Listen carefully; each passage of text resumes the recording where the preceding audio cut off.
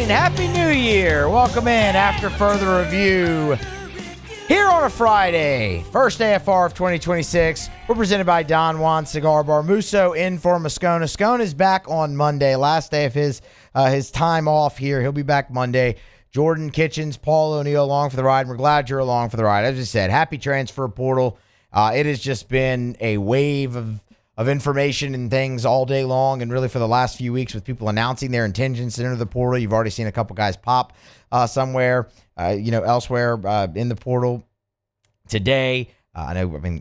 Arizona State got Cutter Bully from Kentucky. So just like things of that nature, you're already seeing it. Drew Mestemaker's already at Oklahoma State. Things of that nature already happening fast and furious. But this is the official portal window now open. That is the majority of our show today, as you might expect. Aside from the portal, though, you've also seen plenty of key players announce their return for LSU, so we'll get into that. Brendan Sorsby has a visit set to LSU this weekend. He's a quarterback from Cincinnati. Depending on which service you look at, the top-ranked quarterback in the portal. We'll talk about that. Of course, we'll go through all the actual portal needs position by position for LSU today now that the window is officially open. And, oh, by the way, the Saints close out the regular season and play the Atlanta Falcons on Sunday as well. So I have to give you some thoughts here and there throughout the show on that. So as I said, we just have a ton to get to. I didn't even mention that the semifinals are set in the college football playoff. I do have some thoughts that we'll wedge that into this just information-packed show. So, Jordan, if you would help me out here, let's go ahead and get started as we do every single day. It's time to pop the top on another edition of AFR with Bud Light. Drink easy. All right. I want to start with the returners that we've seen for LSU.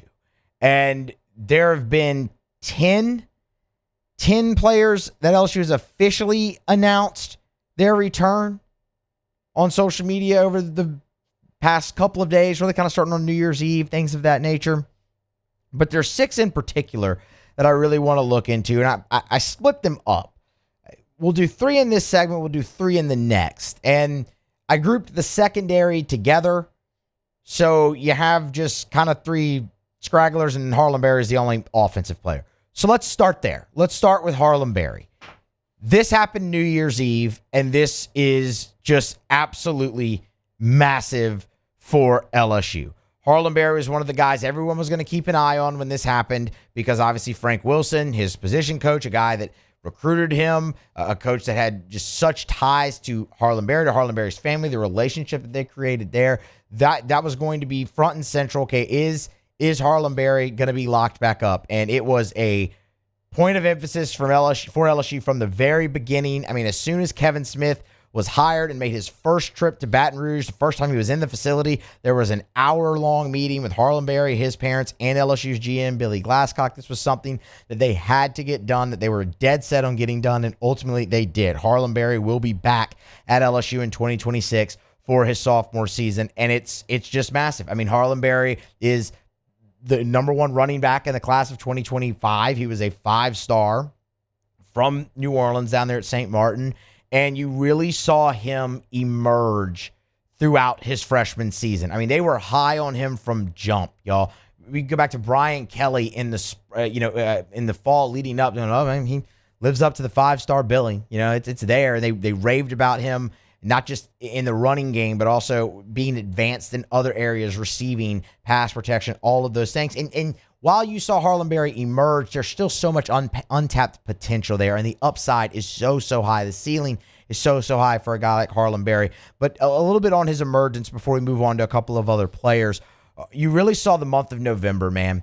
That you saw him sparingly here and there, some mop-up duty, but it was a lot of Caden Durham, Juwan Johnson early. In the month of November is where Harlem Berry really burst onto the scene. He had 104 carries overall in the season. 52% of those carries came in the month of November. He had a chance to be your leading rusher, and I'm telling you, he probably would have ended up your leading rusher if not for him being benched inexplicably in the bowl game because of a fumble after 3 carries. He was averaging 15 yards per carry in the Texas Bowl. It looked like Houston had no answer for him whatsoever, and if he would have continued on any shred of a pace that he was on early in that game, he would have ended up being your leading rusher, but you saw him very sparingly after the fumble. So ends up your second leading rusher on the season, right behind Caden Durham, like maybe 15 yards or so behind Caden Durham. One thing I'm really excited about to watch him now going forward in Lane Kiffin's system is his role in the pass game. Harlem Berry is just a all everything type player. He's all purpose, right? And you only saw 8 receptions for him in 2025. I expect that number to go up big in 2026 in Lane Kiffin's offense. And then, of course, continued development in pass protection. He flashed a couple of times, and that's rare as a freshman running back to come in and be able to be on the field late in your freshman season on all 3 downs. Harlem Berry was really able to do that really in the month of November, and you saw him play with a lot of physicality, a lot more physicality than I think people would expect just looking at his size and stature right now. And that's, of course, another part of this. He's going to add more weight and all of those things for Harlem Berry. But that's just a massive get back because your running back room is thin right now. You know, Caden Durham's still here. We'll see what happens. JT Lindsey's been away from the team for really since fall camp. We'll see what happens with his situation. We'll see what happens with Caden Durham. But you got the biggest piece, the biggest fish in your running back room back for 2026, and that's huge because it's a massive position of need for LSU, as we'll get to later on in the show. On defense, the big fish you get back is Whit Weeks. And look, first and foremost for Whit Weeks, this decision makes the most sense for him. We talked about this, I can't remember if it was last week or earlier this week, but we talked about this on a past show pretty recently when looking at Whit Weeks' decision. The draft stock, it just isn't where he wants it to be or where anybody wants it to be in his case if he was going to come out in April. And a lot of that is because the availability just hasn't been there for Whit Weeks. He gets hurt in the Texas Bowl against Baylor, so 2 years ago, LSU's first of back-to-back Texas Bowls. He gets injured. He works his way back. He's on time, ready to go, gets off to a slower start just, because, hell, the guy didn't have a spring. He didn't really have a fall. Gets back to a little bit of a slower start. Really starting to hit his stride. That Ole Miss game really stood out. He had 10 tackles in that game. It was his best game of the year, and that's ultimately when he first got injured. Played through it a little bit.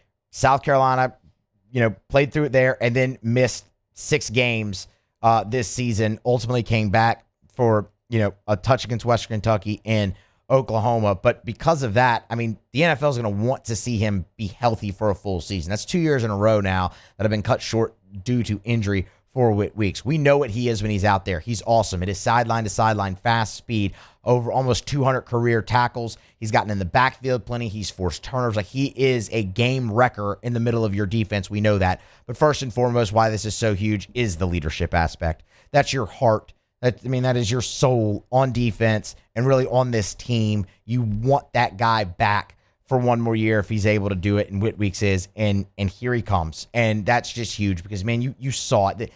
The fire, I'm not going to say it wasn't there at all, but the fire is just different with that team when Whit Weeks is out there on the field. The other thing it gives you is an absolute presence at linebacker that you needed returning because, look who all is going there. You have plenty of bodies, but Whit Weeks is by far your most proven commodity at linebacker, and you get that back. So it gives you veteran leadership, all of that back in the middle of your defense where you desperately need it going forward because you thought you'd retain plenty, and you have. But retaining plenty is one thing. Retaining the top echelon of your guys, that's another. That's what Whit Weeks brings to you on defense, and that's huge. And I'm going to tell you what, the other player to look at here defensively that LSU's getting back that you could look at and go, okay, veteran, and this is why I put him in that is because of the snap count that he's bringing back to you, is Dominic McKinley. This one was huge because, man, Dominic McKinley's a former 5-star from Acadiana. You flipped him from Texas A&M, and he burst onto the scene as a freshman. He was awesome. Had 3 sacks. He dealt with some injuries early his freshman year, but when he got out there, his first play as a freshman, he sacked a quarterback from UCLA, right? So, he immediately flashed for you. He played much more in a rotational role this year, and the production dipped a little bit.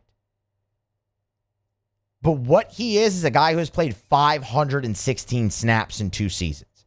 He is a former 5-star. He is a guy who has had to wait his turn but now looks like it is his time going forward. And he is like a Whit Weeks, especially with Ahmad Bro moving on into the transfer portal, losing Jacoby and Guillory, losing Bernard Gooden, those veteran pieces. Dominic McKinley is that guy with 516 snaps that now steps into the middle of your defense, has all the ability in the world, and is going to be looked upon to be your bell cow, probably on the interior of the defensive line. He's a freak athlete, and this is just a big piece to get back for stability reasons, aside from everything else that we just talked about. The stability that Dominic McKinley can give you there in the middle of your defensive line is absolutely massive. So those three in particular, huge. Weeks, Barry really can kind of be cornerstones of your offense and defense. I think Dominic McKinley can be as well. Let me be clear. I mean, I'm not trying to sell Dom McKinley short here by any stretch of the imagination. I think the world of him. I think he's a great player. And I mean, I thought you really saw him have some nice moments in the bowl game against Houston when he was finally able to be out there, in a starting role again for LSU. Him getting the sack taken away from him because of the face mask was unfortunate. It was the right call, but again, go back and watch that play. I mean, he just abused the offensive lineman in front of him. He's a freak. So I look at Weeks and McKinley, and I see leadership and veteran presence returning at two very important positions for you in the middle of your defense, and that's huge.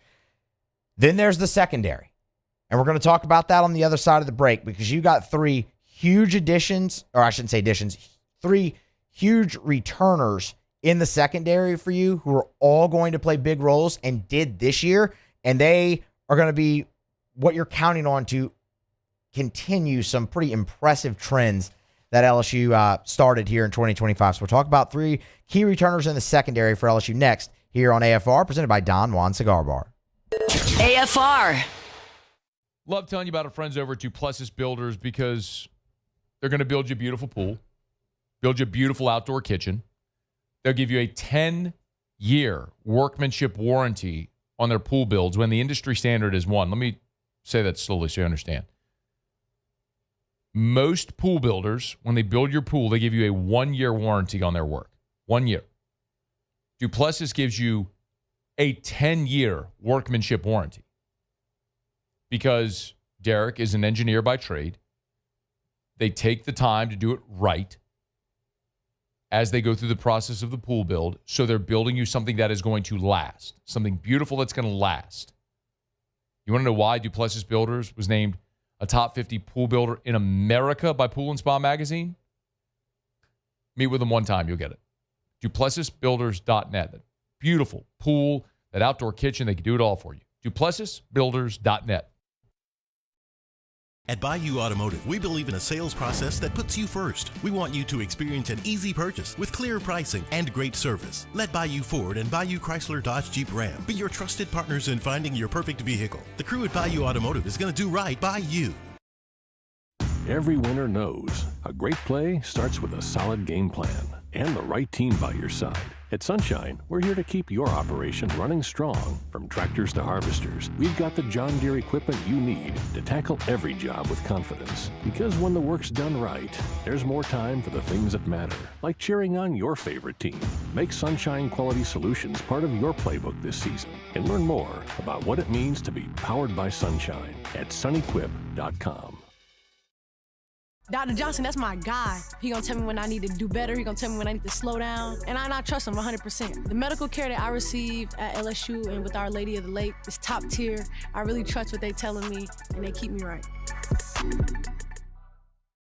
Hi, I'm Mitchell Meredith with Locke Meredith Sean Fagan & Associates. We take great pride in educating our clients about their rights. Whether you're injured at work or while you drive, call our office at 272-5555. Knowledge is power, and you should know your rights after an injury. Hi, I'm Sean Fagan of Locke Meredith Sean Fagan & Associates. When insurance companies have been unfair, we've never been afraid to go to trial. Fighting hard to protect your rights, we never settle a case out of convenience. We only settle when it's right for you. Whether you hire us at all, give us a call.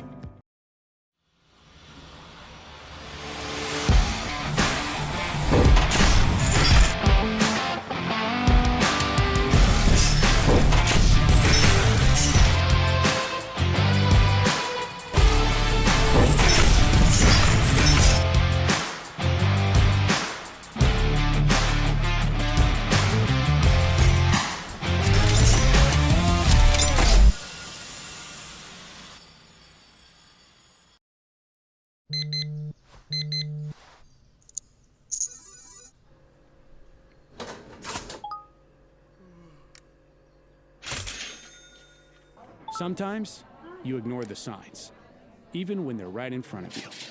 Problem gambling isn't always easy to spot. Know the signs, set your limit. Learn more about healthy gambling habits by visiting us online or text or call for free, confidential help now. Most roofers just replace your shingles. At Pelican, we diagnose your roof, digging deep down to find the root cause of your roof symptoms. Now cough for me? Good. We don't ignore your roof's issues, we address them. Let's just take care of this right here. Helping your roof to become the best version of itself. Interesting that you would say that. How does that make... After Further Review with Matt Moscona, presented by Don Juan Cigar Bar.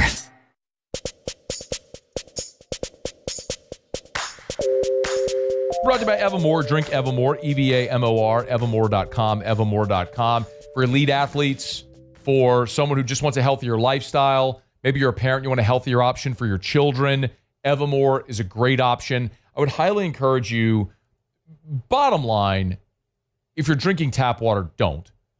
Bare minimum, filter your tap water. But the best option is Evermore. This is natural artesian water.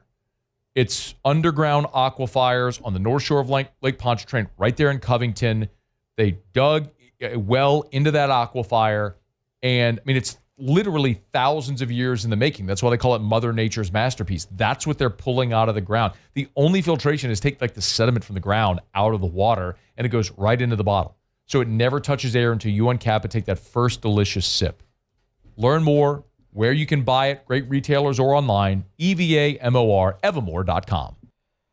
All right, back here at Further Review, Friday show presented by Don Juan Cigar Bar. Transfer portal officially open. That's really kind of what we're spending the bulk of today's show on is portal, LSU roster, all of that. In the first segment, we talked about 3 key returners in Harlem, Barry, Whit Weeks, and Dominic McKinley. Those have all been announced. There's 3 more that I want to get to, and then we really dive back into portal. We still got to get to Brendan Sorsby setting up an LSU visit. He's a quarterback from Cincinnati, as well as there's also another offensive player who's already set up a visit for LSU, or such as to LSU next week, that we'll get to a little bit later in the show as well. So we have plenty more to come.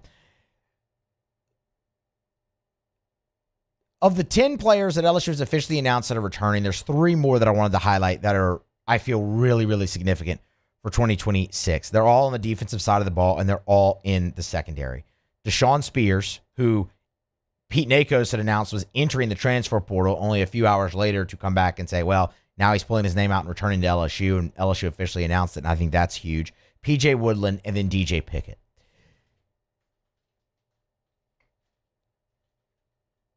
LSU's secondary in 2025 was awesome. To me, they were the strength of the defense. They were ball hawks. They were locked down. They tackled well. I thought they gave you really nice support in the run game all throughout the season. They were an awesome unit. Some numbers, real quick, and I'll try to keep it brief so it doesn't become too much on radio with numbers, right? LSU intercepted 17 passes in 2025. That was number 7 in America. In 2024, LSU is number 111th in interceptions. From 111 to number 7. Pass defense. Your average was pretty similar. It was only about maybe 25 yards difference from 2024 to 25, but it made a huge difference in your ranking. In 2024, LSU was 76th in pass defense. In 2025, 44th. You went from not being in the top 70 to being in the top 50. Passes defended. In 2024, LSU was 45th in the country in passes defended. In 2025, you were number 15. And yeah, you're losing some out of that. Monsoor Delane's going to the NFL. AJ Halsey's going to the NFL. And y'all, they were absolute game changers for you in the secondary. 100%. But the guys you're getting back, Deshaun Spears, P.J. Woodland, DJ Pickett, were a massive part of that as well. P.J. Woodland started opposite Mansour Delane at cornerback all year long, and all he did was be a top 10 graded player overall in LSU's defense. In fact, all three of those players were top 10 graded players overall on LSU's defense. Deshaun Spears was number 2, behind only Mansour Delane. DJ Pickett was 4th. Those 3 players intercepted 7 of the 17 passes that LSU had. They are cornerstones for you at that position. This feels like the old days, seeing those 3 return. This feels like the height of DBU under Corey Raymond back in, the days where you had, Mo Claiborne leaves. Okay, well, you just you just roll in the next guy. You just roll in Simon. Okay, well, you lose Brandon Taylor safety. Okay, you just roll in Eric Reed. You reload, right? That's really what it felt like. The better comp, I should have said, was, Patrick Peterson leaves. Okay, Morris Claiborne just comes in, right? But Darryl Simon had a great career at LSU as well. Mansour Delane's out the door. All right, well, here comes DJ Pickett. Here comes PJ Woodland. You lose AJ Halsey. All right, it looks like DeMarcus Cooley as of now. We don't know his official intention yet. He could return. Nothing's been announced, so until nothing's announced, I guess you just assume he's back. And then, here's Deshaun Spears coming right in. Didn't take long either. But, you look at this, and I look in particular at a guy like Deshaun Spears. We talked about this before the bowl game. He was probably the guy I was most excited to see defensively for LSU in that game, because he'd get the full start. And I thought he played very, very well, and his PFF grades bore that out also. But you saw him in the last 2 seasons. This is a guy who's played in every game. He's played in every single game in his LSU career so far. 24 games. 460 snaps. And the jump you saw him make from freshman to sophomore is exactly what you want. He improved everywhere. Y'all, his tackling grade went from 71 as a freshman to 77 as a sophomore. His coverage grade went from a 50 as a freshman to 90.6 as a sophomore. As huge as it is to get DJ Pickett back for the upside and everything that young man can and hopefully will be at LSU, Deshaun Spears is the biggest return in your secondary so far, in my opinion. His overall defensive grade as a freshman, 61. Sophomore year, 90. And he played more snaps. Everything increased for him. That is huge. I look at a guy like PJ Woodland, man, I start to think the same exact thing. Because remember, the conversation we were all having at cornerback 2, opposite Mansour Delane, is going to be Ashton Stamps. And PJ Woodland goes out there and beats him out early on in fall camp and emerges. And it's the same thing for him. You look in every facet of his game, he got better in tackling, he got better in coverage. This is a guy who has played 787 snaps now in his time at LSU, and you're getting him back. That is a veteran piece for LSU. And as of now, look, we'll see what DJ Pickett emerges to be, but as of now, PJ Woodland's cornerback 1 for you next year. Huge.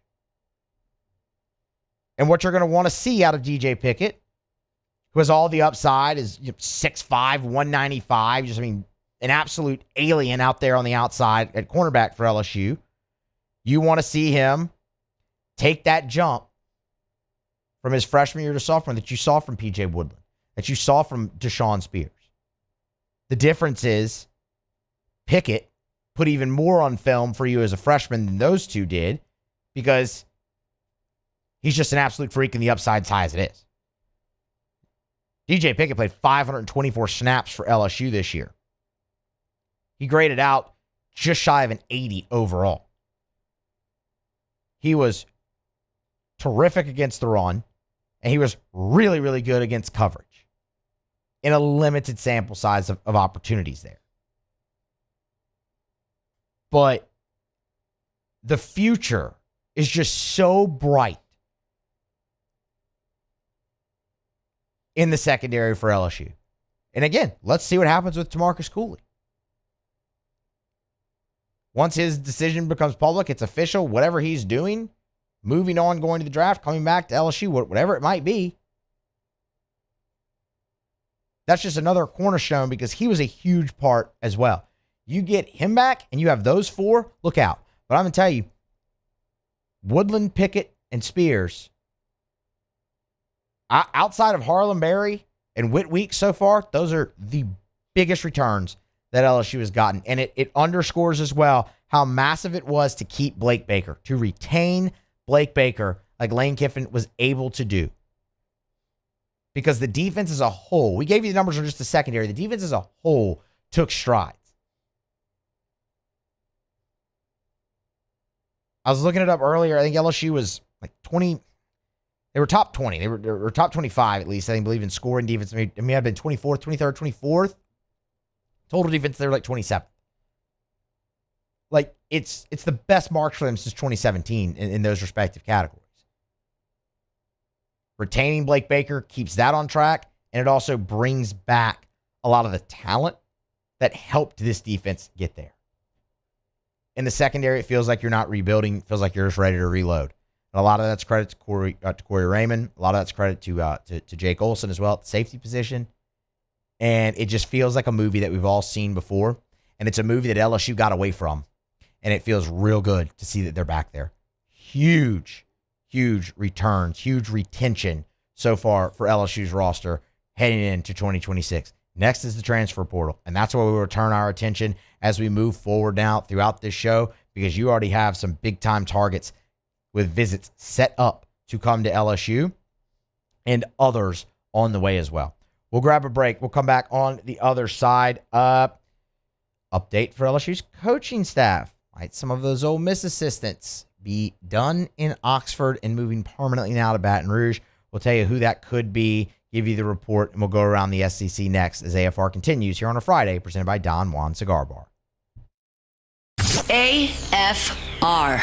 Brought to you by River City's 1 Hour Air, where they're always on time or you don't pay a dime. 752-001-752-0001, where they're always on time or you don't pay a dime. I love sharing 5-star Google reviews. Here's one from Ricky Gomez, who said Chris, his technician, was very professional and knowledgeable during the HVAC evaluation.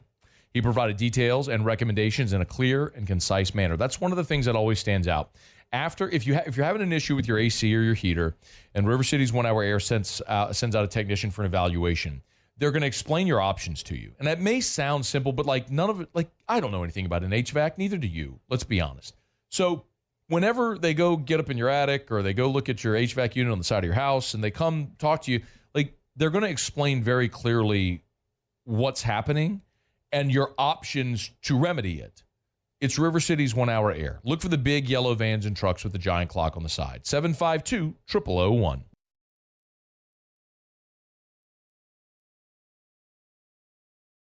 Flight by Yingling is raising the bar by crafting the next generation of light beer. With only 2.6 carbs and 95 calories, this is premium refreshment 6 generations in the making. Flight by Yingling. Raise the bar. Looking for cleaner energy? Propane is energy for everyone. And when you're cooking with clean, affordable propane, you're cooking with gas. In the wintertime, nothing heats a home like Louisiana propane. And when you need hot water, propane's got you covered. Oh, and you won't regret that propane generator when the power goes out. I'm Miss Louisiana, Gabrielle McLeod, and to find more information and to find a propane dealer near you, visit louisianapropane.com. Lock Meredith, Sean Fagan and Associates has won for our clients over $175 million over the decades, but our greatest success is our clients who have chosen and trusted us to help them. Whether you hire us at all, give us a call. You've got nothing to lose. Hi, I'm Sean Fagan. If you get injured, you could be staring at medical bills, repair costs, and lost income. Life can be turned upside down. At Lock Meredith, Sean Fagan and Associates, we'll work to turn your world right side up. Hire us, and like thousands of our clients, you'll be glad you did. At Ochsner, we know healing is a team sport. That's why we've partnered with world-renowned orthopedic surgeon Dr. James Andrews to create the Ochsner Andrews Orthopedics and Sports Medicine Institute. Whether you're a professional athlete or a weekend warrior, our team of specialists are dedicated to getting you back in the game.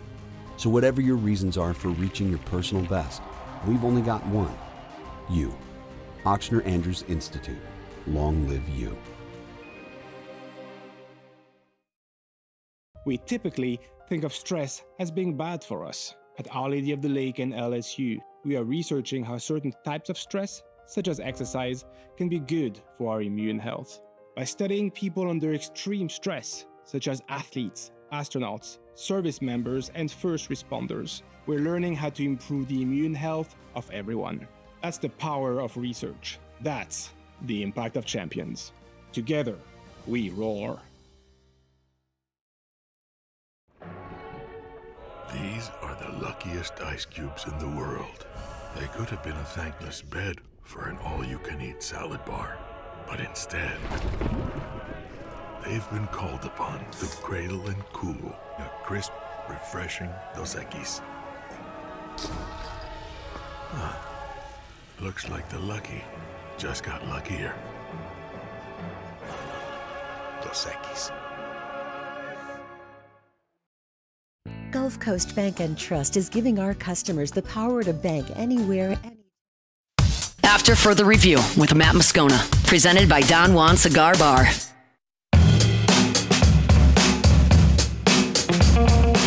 brought to you by Supper Club. You book your reservation, supperclubbtr.com, supperclubbtr.com. One of the things about Supper Club that I love is if you want to go to Supper Club and be a baller, you can do it. You want to go to Supper Club and order a $5,000 bottle of Chateau Lafite Rothschild, you can do it. You want to go have $400 shots of cognac, you can do it. You can have experiences at Supper Club that usually are reserved for Las Vegas and New York and Paris and Abu Dhabi. Like, that's here in Baton Rouge. But the thing you got to remember as well, if you want to go to Supper Club and have the best steak of your life and have a few appetizers, a dessert, bottle of wine, you can do it as affordably as any other restaurant in town. But the experience at Supper Club is unmatched. Introduced open seating at the bar, first come, first serve. So if you knock off of work, you want to head by Supper Club, you can walk in without a reservation, see if you can grab a bar stool or a table by the bar as well. Have a great dinner, maybe cocktail, close some business. Book your reservation, supperclubbtr.com, supperclubbtr.com. All right, we're going to go around the SEC here momentarily. It's after further review, presented by Don Juan Cigar Bar on a Friday. First AFR of the new year. Happy New Year to all of you joining us. I hope you've had a great holiday season. Matt will be back on Monday, and boy, does he have plenty to catch up on. One thing that we definitely need to keep an eye on now is this report from Yahoo Sports and Ross Dellinger. It was included in Ross's, like, I don't want to call it a gamer because it wasn't a gamer, but it was his article about Ole Miss's upset win against Georgia in the Sugar Bowl on Thursday night. And it is that the six, I don't know if you should call them LSU assistants or Ole Miss assistants. I mean, they're coaching Ole Miss, but they've all signed deals with LSU. I don't know.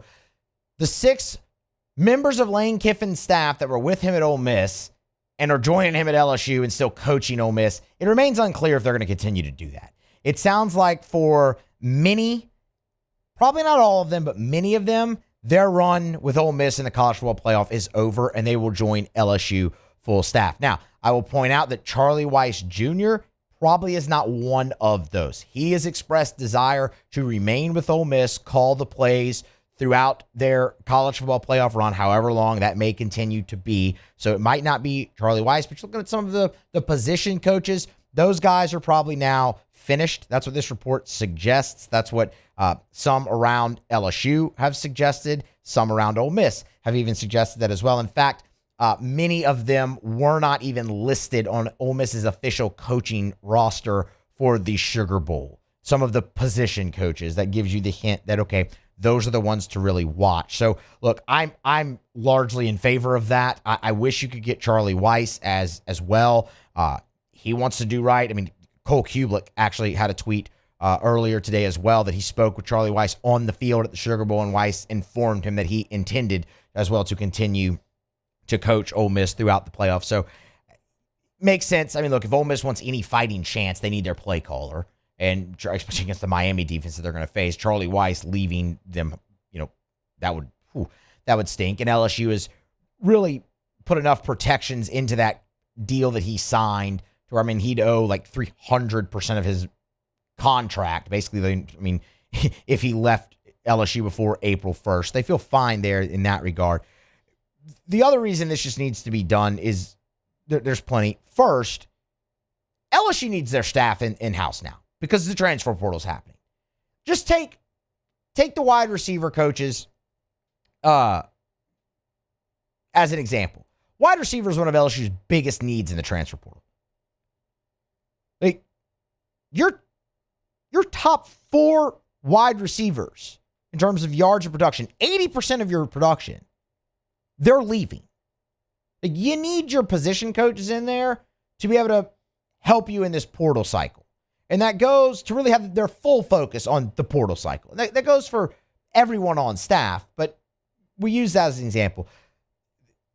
The other reason is this is just messy, and it needs to stop. We talked about this a week ago as well in one of Ross's pieces about, or it might have been earlier this week. I don't know. It just, everything runs together at this time of the year and this time of the calendar. You forget what day it is, right? I'm sure many of you can relate to that. Today feels like a Saturday to me. But anyway, I digress.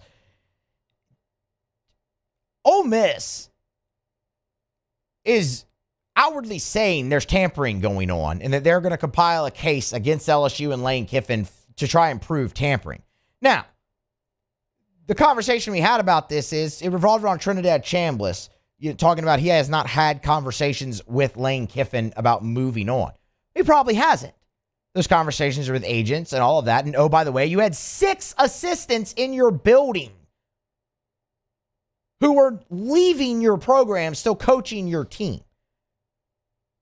So yeah, I'm sure you could try and be like, oh yeah, there's tampering going on. There's tampering going on everywhere. It's just how it happens. But if you're trying to prove a case, welcoming back in 6 assistants who are leaving you probably isn't gonna help you do that. So just with the overall messiness of this whole thing, it needs to end. And LSU needs their staffers, and they need stability in their building now, going forward.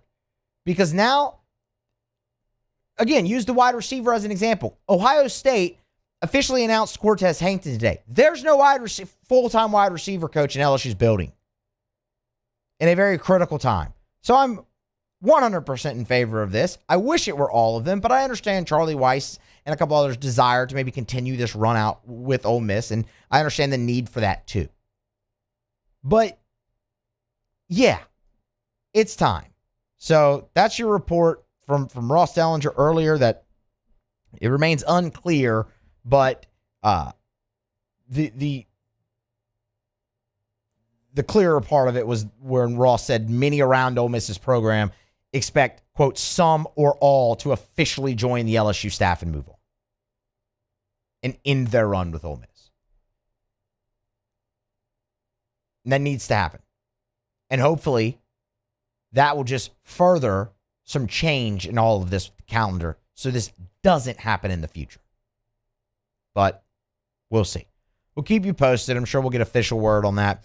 Maybe as we move throughout the day today, but if not, definitely next week as and this weekend as Ole Miss starts preparation for their semifinal game against Miami. Who's there helping them prepare? Who's not? That'll be your answer. That's all you need to know. All right.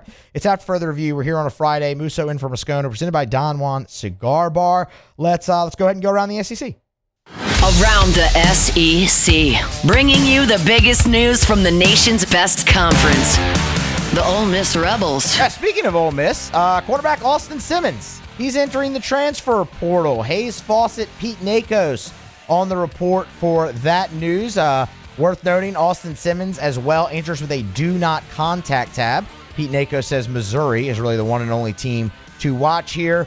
Came in as the team starter in 2025, the incumbent following Jackson Dart. Did lead them to wins over Georgia State and Kentucky. Ended up being injured, missed multiple games, and then Trinidad Chambliss kind of took over and is now the starting quarterback at Ole Miss and has been leading them on this playoff win. Austin Simmons seeking greener pastures or a new opportunity, and it looks like it's going to be the Missouri Tigers. The Tennessee Volunteers. Familiar name here. Tennessee offensive tackle Lance Hurd is entering the transfer portal. Of course, originally began his career at LSU, played 1 year in Baton Rouge, and then went up to Rocky Top. Third volunteer offensive lineman to enter the portal. Coming off his best collegiate season, 832 snaps at left tackle, his highest PFF grade as well. He also graded out as the Vols' second best pass blocker on their team. Third team All-SEC this fall, but is leaving Old Rocky Top. The Missouri Tigers. Missouri starting safety Marvin Burks is entering the transfer portal. That news confirmed today. Played a team-high 605 snaps for the Tigers defense this year. Started every game for Missouri in 2025. Has played in 36 in his career over the last 3 years, but will finish his career not in Columbia. The South Carolina Gamecocks. South Carolina's leading receiver in terms of receptions, Vandrevius Jones. He is entering the transfer portal. It'll be his third school. He originally began his career at Florida State, spent 1 season there, then transferred to South Carolina, where he's played the last 2, 32 receptions. As said, that led the teams. He was second in yards and touchdowns. The Oklahoma Sooners. This is an interesting one. Oklahoma running back Taylor Tatum is entering the transfer portal. He spent the past 2 seasons in Norman, but he redshirted in 2025. He'll have 3 seasons of eligibility remaining. He was the #1 running back in the class of 2025 and really burst onto the scene as a true freshman. Played in 11 games with 3 starts for the Sooners back in 2024. Injuries did cost him a couple of games, but now former #1 running back in the country is in the portal out of Oklahoma.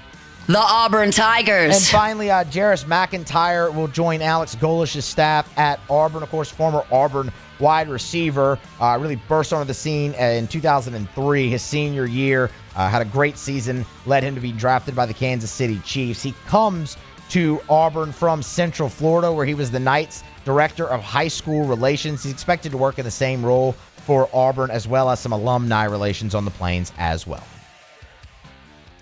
All right, that is Around the SEC here on this Friday. We're going to grab a break, come back on the other side, take a brief step away from transfer portal. Got to get you a quick update on the Saints and Falcons injury report ahead of the series and the season finale for New Orleans. That's next here to close out hour 1 of AFR.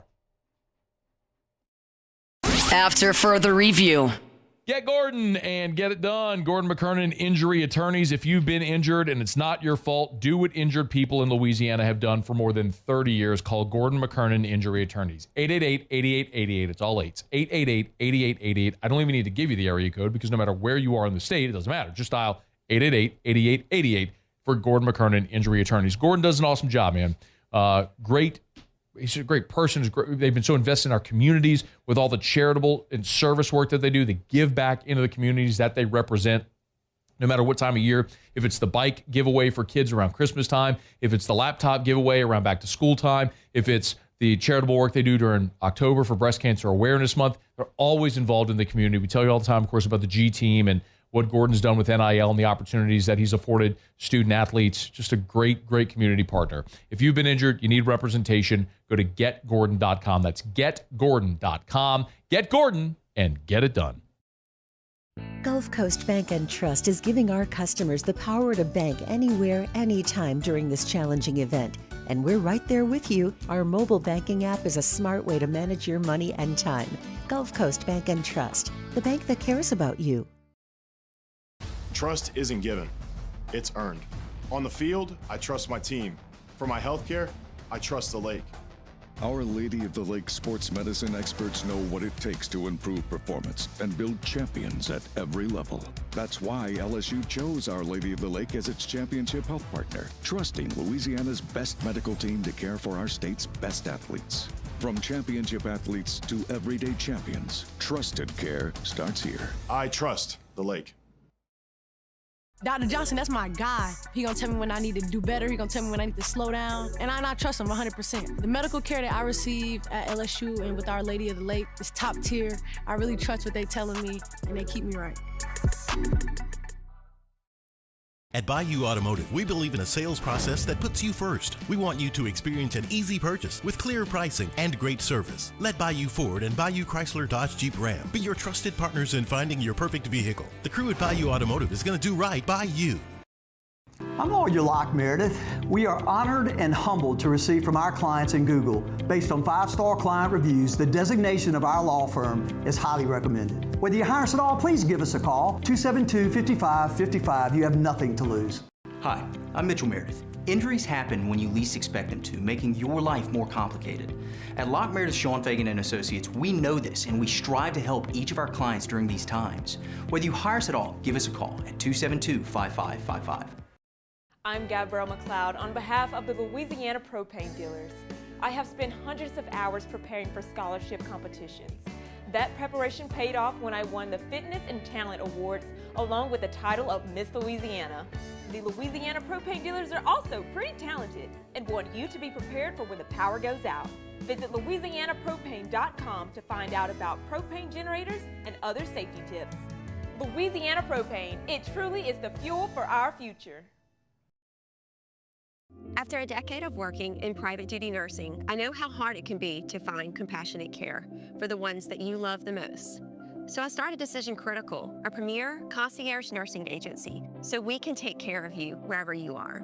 Our highly skilled nurses provide exceptional care from the comfort of your own home with personalized packages for short-term, long-term, or even around-the-clock care. Visit us at decisioncriticalbr.com and give us a call today to get started. My father, J.B. Falgu, had a vision of growth for First American Bank and the communities we serve. The bank's foundation. After further review with Matt Moscona, presented by Don Juan Cigar Bar.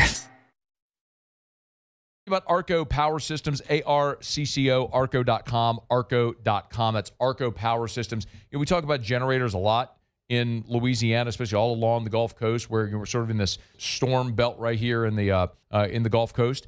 Well, of course, a lot of people have home standby generators. When we talk about Arco Power Systems, these are not home standby generators. This is industrial generator power. This is for your business. I mean, just think about it. When the power goes out, be it a hurricane, an ice storm, snow like we had last year, power goes out. What do you do with your business? Well, being offline is not an option. That's why you need Arco Power Systems. ARCCO, arco.com, arco.com, arco.com. Just look at all the locations. Baton Rouge, Bossier, Harvey, Lake Charles, Mandeville, Mobile, LaPorte, Texas, San Antonio, Little Rock, Houston, Dallas. They're everywhere. So if you're a business and you need standby power for your business, you need Arco Power Systems. ARCCO, arco.com, arco.com, arco.com. All right, we're going to get back to the transfer portal at the top of the hour. So I have to talk about Brendan Sorsby, and I'm fired up to talk about that and the potential for him at LSU. I mean, that's really exciting. I still want to go through what I think are LSU's biggest portal needs as well. So we have a lot more portal coming. And also, I mean, Lane Kiffin's out there tweeting out tiger emojis as well. So who knows what else might be coming down the pike today. But while I have a few minutes here just to close out the hour, I do want to touch on Saints, Falcons, and the final injury report, because that is out. The Saints will wrap up the season in Atlanta, looking to win 5 straight to close out Kellen Moore's first season and really punctuate what hopefully is a Offensive Rookie of the Year season for quarterback Tyler Shuck. But stop me if you've heard this before, they're going to be really shorthanded if they're going to go ahead and do that. And the biggest one is Chris Olave. Chris Olave is out for this game. You saw earlier in the week, if you're paying attention to the injury report, illness is what he was listed as. It turns out it was pretty serious. The Saints medical staff discovered a blood clot in one of Chris Olave's lungs. So he went in for a procedure in the hospital. He posted a picture of himself in the hospital bed, either before or after this procedure, thanking the Saints medical staff, thanking everybody, can't keep him down, all of those things as well. Thanking everybody for the support as well. It's worth noting Olave does not have a history with blood clots at all, so they took care of this, and he is expected to be recovered within the next month and will be able to participate in the Saints off-season program, when it begins in April. That's all according to sources. Terrell had that, Nick Underhill, Adam Schefter, all of these guys, all of the the best reporters out there passing that information along. This is, first and foremost, very happy that Chris Olave is going to be healthy, and this was not, they caught this when they did, and it wasn't something more serious. That's a blood clot in your lung is scary, y'all. Like, I think we can all agree that's serious. So just on the human side, very, very happy that it was discovered and taken care of, and hopefully it never creeps back up for him again in his life, and he's just happy and healthy and goes on to continue what has been so far a stellar career in the NFL. For Chris Olave, the football player, and for the New Orleans Saints, this stinks that he's going to miss this game. All right? Like, that is a part of this conversation as well. And he has been awesome for you, particularly the last 3 weeks, going over 100 yards both weeks, just being your go-to guy, the no doubt you have to go to 12. That's who they're looking for, and just getting open and executing in those spots. He's been remarkable. He has had a career year, 100 receptions, over 1,100 yards, 9 touchdowns, all career marks for Chris Olave, and it's ultimately going to get him the contract that he desires in New Orleans, and that I personally think that he has earned and deserves as well in New Orleans. So that portion of it for him stinks because he doesn't have a chance to polish off this career year by potentially becoming the first player in Saints history with 100 receptions, 1,000 yards, and 10 touchdowns. And it was looking like he was going to get there. He won't. But it's been an awesome year for him and something to definitely build on going forward. And again, it's just great that they found the blood clot when they did. In terms of the Saints, who the hell are you going to throw the ball to now? I mean, that's Juwan Johnson. It's gonna be a combination of Juwan Johnson, Kevin Austin, Dante Pettis, because Mason Tipton just went to IR, so you don't have him either. Devon Vele, it is worth noting, wasn't on the injury report, wasn't listed as one of the players that went to IR. So potentially, is there a return there? I don't know. It kind of feels like a bit of a long shot still, maybe. We'll wait and see. There will also be no Alvin Kamara, no Brian Brzee, no Nathan Shepard. Cesar Ruiz is set for a return, so you at least will have one guy back on your offensive line if you're the New Orleans Saints, as well as Dylan Radin's full participant with a knee today after being limited and not practicing. He's questionable. So at least your offensive line looks like it could be back to full strength, minus Eric McCoy. But it is just going to be another interesting piece together for the New Orleans Saints. Jack Stoll, Mason Tipton also not going to play. They were sent to IR. So again, at receiver, we'll see what maybe you can get out of Devon Vele potentially there. Thought that he could have made a return at some point this season. Not on the injury report. Haven't seen him move to IR. So maybe that's a long shot there. That'd be great. He came on large for you there at the end of the season before the injury happened. He was really huge for you over the middle of the field. So we'll see there, but it's going to be an uphill battle. As for the Falcons, I mean they're healthy. I mean they're quite healthy. Drake London will play. Kyle Pitts most likely going to play. Darnell Mooney also with the knee is going to play. So I mean, and they just have a whole host of other guys, non-injury rest, like Jesse Bates, who's awesome, and Caden Ellis, who's a former Saint, is really good. David Onyemata, former Saint, really good, but it's all veteran rest days. So, I mean, they'll all be in there. The Falcons will be pretty much at full strength, only without Brandon Dorlus and Clark Phillips III. Those are the only two on the defensive side that are out for the Atlanta Falcons. Saints, Falcons to close out the NFL regular season, to close out the regular season for both teams. They've been eliminated from playoff contention as well. We'll give you a final pick and thought on that game as we close out the show a little bit later on. Right now, we're going to grab a break. We're going to come back on the other side. No Sports Center, so we'll just come straight back in, and we'll talk about Brendan Sorsby. setting up a visit for LSU or the Tigers' chance of landing him. Who's their competition? We'll tell you all of that next in Hour 2 of AFR. After further review. South Louisiana, it's turnaround season, and River Parish Contractors is calling in the best of the best. We're hiring pipe fitters, ironworkers, boiler makers, combo and structural welders, rig welders, carpenters, crane operators, dirt operators, and more. If you're ready to work, ready to earn, and ready to build something that lasts, call Big Jake at 318-547-1000 or go to rpcontractors.com. River Parish Contractors. Let's get building. After a decade of working in private duty nursing, I know how hard it can be to find compassionate care for the ones that you love the most. So I started Decision Critical, a premier concierge nursing agency, so we can take care of you wherever you are. Our highly skilled nurses provide exceptional care from the comfort of your own home with personalized packages for short-term, long-term, or even around-the-clock care. Visit us at decisioncriticalbr.com and give us a call today to get started. Jordan Faber here with some exciting news. Faber Automotive has officially arrived. We're proud to introduce your new hometown dealership, Faber Chevrolet GMC. That means more inventory, better deals, and the same great local team. Now backed by the trusted Faber family name. Whether you're shopping or servicing, you'll feel the difference from day one. Allow us the opportunity to earn your business. Fabry Chevrolet GMC. Visit us in St. Francisville or online at FabryChevrolet.com.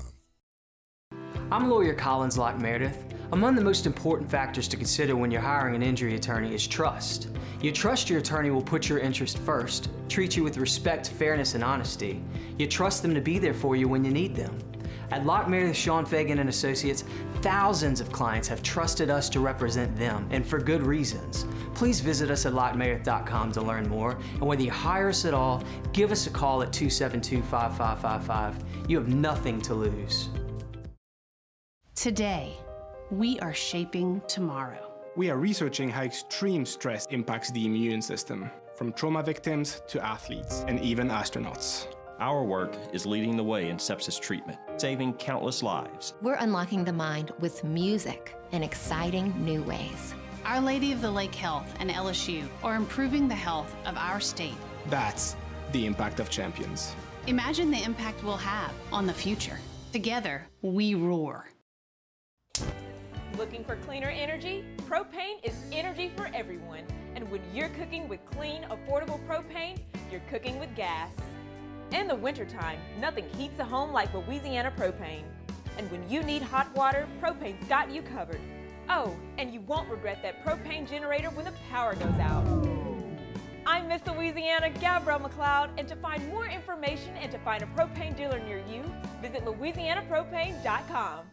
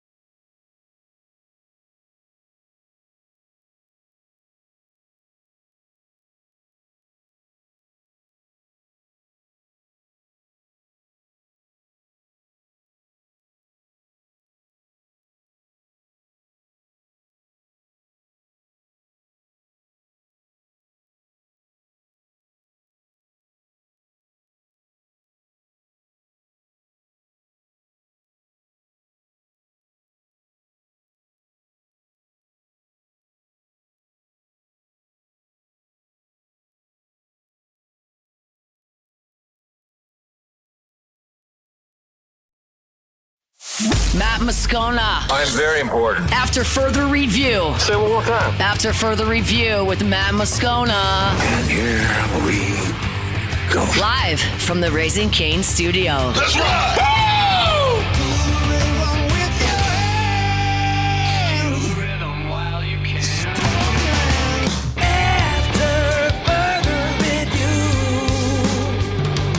Off and running, hour number 2 after further review here on a Friday, presented by Don Juan Cigar Bar. Musso in for Moscona. Scone back on Monday. Happy New Year to all. Jordan Kitchens, Paul O'Neill, they're along for the ride as well. We're happy to have you along for the ride as the transfer portal is officially open, and that is where we'll begin our number 2 and spend a bulk of our time in our number 2. So we still got to get to portal needs, just kind of go position by position, where LSU needs the most. We'll do that a little bit later on. Multiple players on the offensive side already setting up visits to LSU. We'll talk about those as well.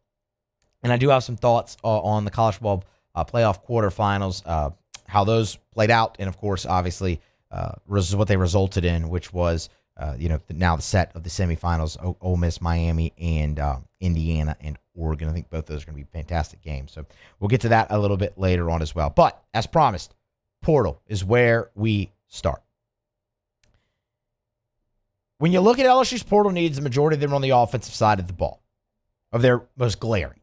Quarterback is certainly one of them.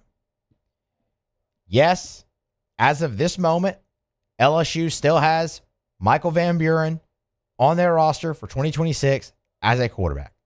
That is it, though, in terms of scholarship players. One, Michael Van Buren, and that ultimately could end up changing. He has said that he's had conversations with Lane Kiffin and the staff, wants to be at LSU, expressed plenty of interest in staying, said, it's good right now. That was his quote, it's good right now. We'll see if that changes. Because the conversation we had here last with is, even though that's his feeling and that's the case, LSU is still going to and still needed to get in the portal and get a day one starting quarterback for 2026. You could look down the list, see all the guys that are in the portal, take your pick of who you want. And most, if not all of them, were on LSU's board. Because that's where you were when it came to that position and where you still are. The news today is that Brendan Sorsby, who just entered the transfer portal after a couple of seasons at Cincinnati, has set 2 visits, one of them to Baton Rouge. So on Friday, today, Brendan Sorsby spent Friday in Lubbock visiting Texas Tech. He will then leave the visit at Texas Tech and come straight to Baton Rouge and be here over the weekend for a visit to LSU. This is great news for one, and it would just be a massive get for LSU. And I will tell you right out the gate, this is my pick. This is the quarterback that I covet in the transfer portal more than any. So I am extremely excited about the possibility of Brendan Sorsby ending up at LSU, and that's starting with a visit this weekend. Some background on Brendan Sorsby. He has 1 year of eligibility remaining. So this would be, this is not a, hey, come here, maybe multiple years. No. He has 1 year left. This is him showing up, balling out potentially, and hopefully leading you to big things and a deep playoff run. He started his career at Indiana, spent 2 seasons there. When the coaching change happened and Curt Cignetti came in, he entered the transfer portal and ended up at Cincinnati, where he has started the last 2 seasons.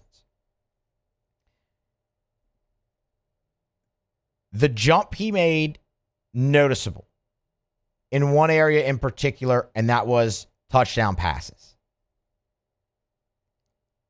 He went from 18 touchdown passes his first year at Cincinnati to 27 this year. Everything else was pretty comparable.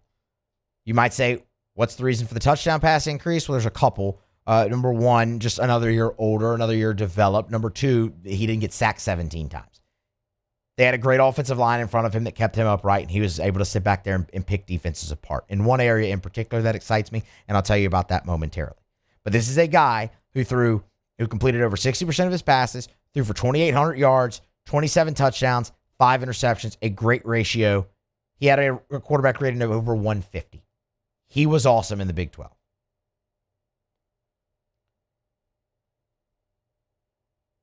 Where I look at this and go, okay, I love it, aside from all of that, is his production in the middle of the field. A place where LSU struggled mightily mightily this past season for a lot of different reasons. But on throws, it's just 2025. Throws beyond the line of scrimmage between the numbers. Sorsby completed 71% for just shy of 1,500 yards, 12 touchdowns, 2 interceptions.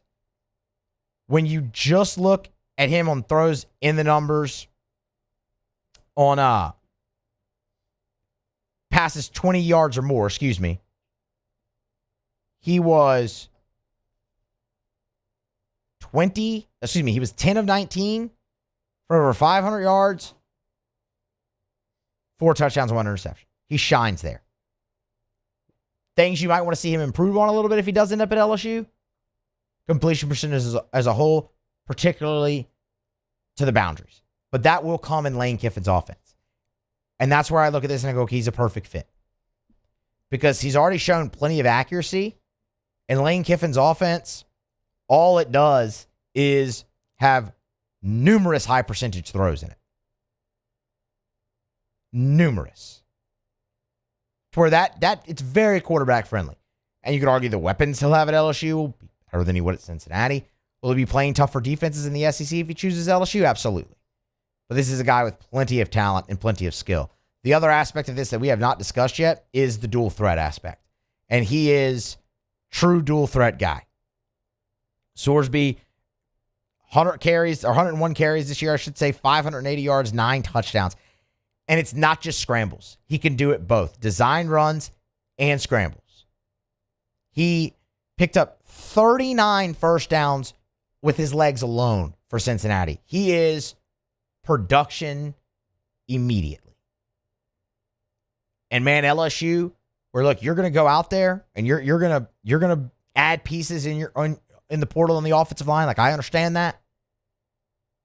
But it's still going to take time for guys to gel. And in today's college football, you always feel much better when you have a quarterback who can escape, who can create with his legs, extend the play. It's not just about running down the field, scrambling, extending plays, keeping your eyes downfield, finding the open target. Something Brendan Sorsby did fantastic. And it's crazy because you look at this and you match it to what Trinidad Chambliss did at Ole Miss this year, and you see just a wild, almost stat for stat era, especially in the run game. The completion percentage and the passing yards were a little higher for Chambliss, but not much. And everything else was pretty much equal. He just looks like the perfect fit. Now, you are going up against top talent, top portal schools. In Texas Tech, another one to keep an eye on is Miami. It is not going to come cheap. But that is something that LSU is very aware of. LSU is prepared to make a very large NIL offer to a quarterback, as you might expect. If you're looking for some type of ballpark, the on-3 NIL valuation for Sorsby is a little bit over $2 million. I would tell you that's probably on the low side for a quarterback, and especially one of the top quarterbacks in the portal, which Sorsby is, depending on which service you look at. He is either the top or number 2 quarterback in the transfer portal right now. So, I mean, you look at a guy like Carson Beck, the deal he got from a Miami a year ago. I mean, y'all, Garrett Nussmeier was making $3 million at LSU. It's going to take more than a little bit over 2 to get Brendan Sorsby. And we'll have to see how willing LSU is to compete with oil money from Texas Tech, with everything that Miami potentially has to offer as well. LSU's got the money to make an offer at a quarterback and make a very lucrative one, and one that they feel is more than competitive, and they will do that. But for them to already be bringing Brendan Sorsby in on a visit right now tells you that, yeah, they're pretty high on him. He's the first quarterback that's going to do so. They're pretty high on him. So if they want to be competitive, they will be. But ultimately, we'll have to see how it tracks out for Sorsby. The other interesting thing to look at with Texas Tech, his girlfriend is transferring there. That's not the be-all, end-all. Like, we understand that. But that does play a little bit of a role in this as well, as we also all understand. So keep that in mind as well. Maybe LSU's punching up a little bit, Tech's getting the first visit, then LSU, but this is huge regardless. And I would be frigging just over the moon excited if Brendan Sorsby ends up the LSU quarterback. We'll see how it goes, but he's coming for a visit. And the other thing it does is it shows you where they're swinging. They're going at the top of the portal. Positions in need, they are going right at the top of the portal, which I don't think is a surprise, but it drives home what Lane Kiffin said in his introductory press conference, though, doesn't it? Well, it's not surprising it drives this home that he feels the type of player that they'll be able to get at LSU is just greater than what they were able to get at LSU. The swings they'll be able to take at LSU are greater than what they were able to do at Ole Miss. That's from the guy who just coached there telling you. And I think them going right after Brendan Sorsby further illustrates that point. We'll keep you updated. Brendan Sorsby, top transfer quarterback in the portal, will be visiting LSU over the weekend. And man, this would be one hell of a grab for LSU. This would fill your starter need. 31 starts at the quarterback position so far in 4 seasons in college. He's the first. He won't be the last. They're going to add multiple quarterbacks as well because, as we just said, he is a one-year guy.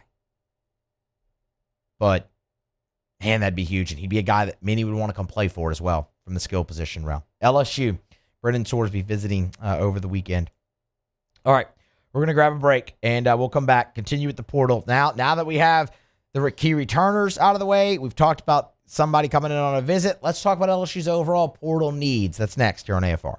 AFR.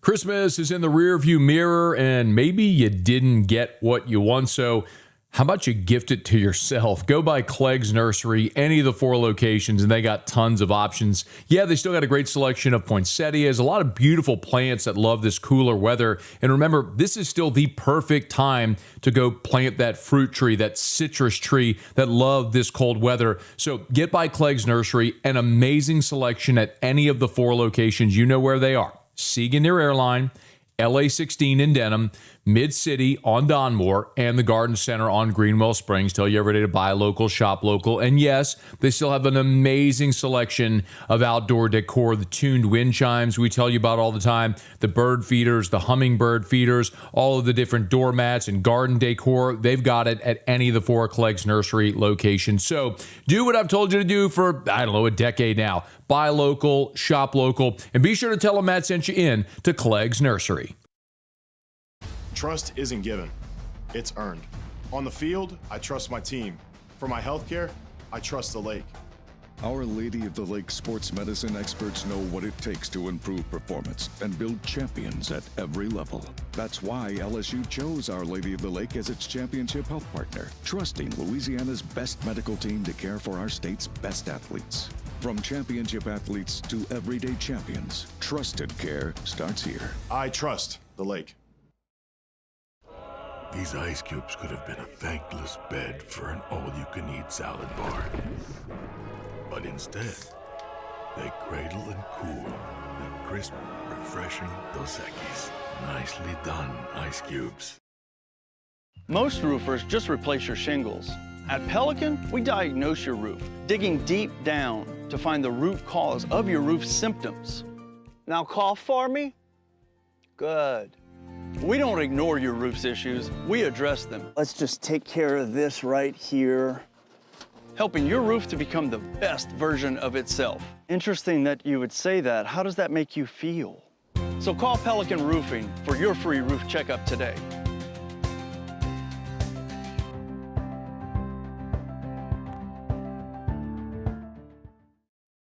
I'm Lawyer Locke Meredith. If you're battling an insurance company because of a wreck not your fault and they're not calling you back or being fair, whether you hire us at all, give us a call, 272-5555, or email Locke Meredith, Sean Fagan and Associates. You have nothing to lose. Hello, I'm Collins Meredith, If you've been injured on the job, you likely have a workers' compensation claim, but you may also have a tort claim, which opens up significant recovery rights not normally available for a work injury. If this is you, call us or come see us at Lot Mayor Sean Fagan and Associates.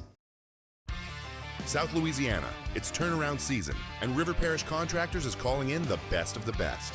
We're hiring pipe fitters, iron workers, boiler makers, combo and structural welders, rig welders, carpenters, crane operators, dirt operators, and more.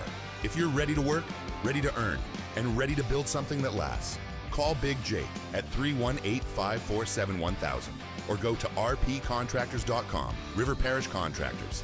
Let's get building. Looking for cleaner energy? Propane is energy for everyone. Propane water heaters are very cost efficient, and the savings are even greater with a tankless propane water heater. We all know that Louisiana propane is a safe and environmentally friendly fuel. So why not go green while you save some green? I'm Miss Louisiana, Gabrielle McLeod, and for more information, visit louisianapropane.com. Looking for the ultimate game day experience? Come to the Queen Casino. After further review with Matt Moscona, presented by Don Juan Cigar Bar.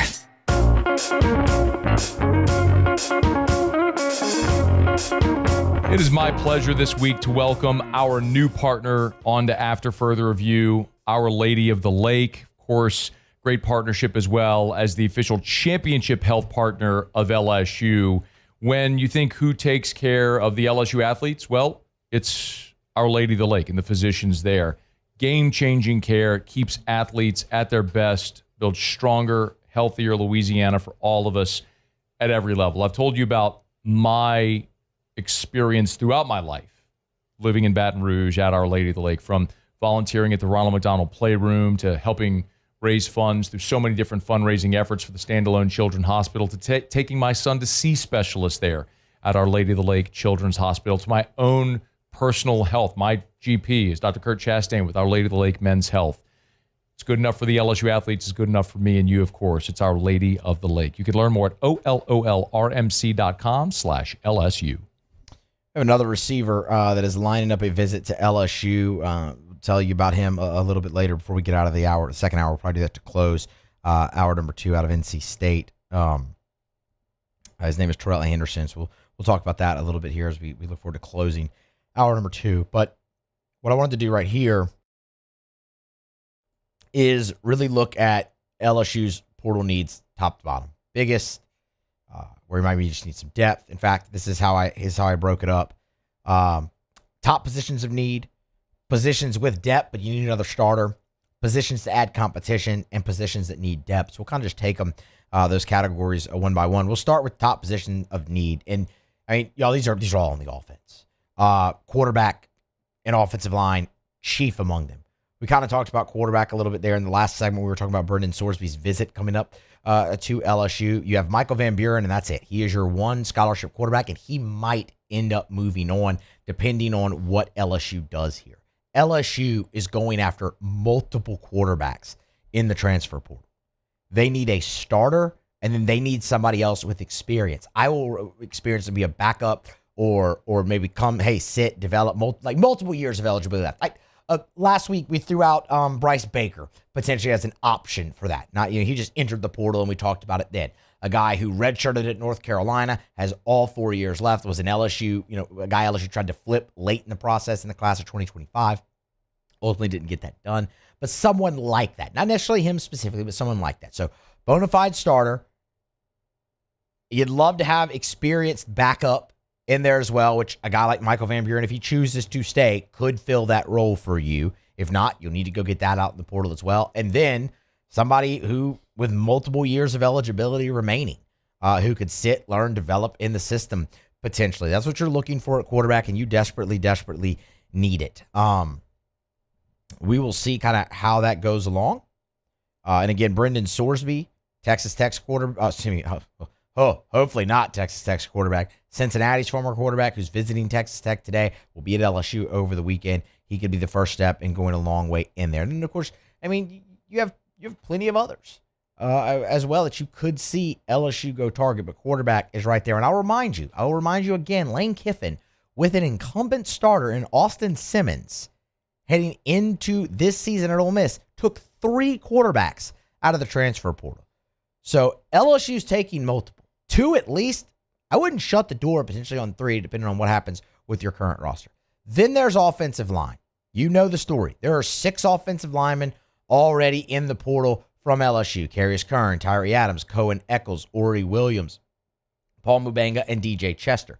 They have already moved on. Some of them have already set up visits. When we were talking with Shea Dixon earlier this week, kind of previewing the transfer portal, he mentioned Tyree Adams is probably the strongest candidate out of those 6 to potentially return to LSU.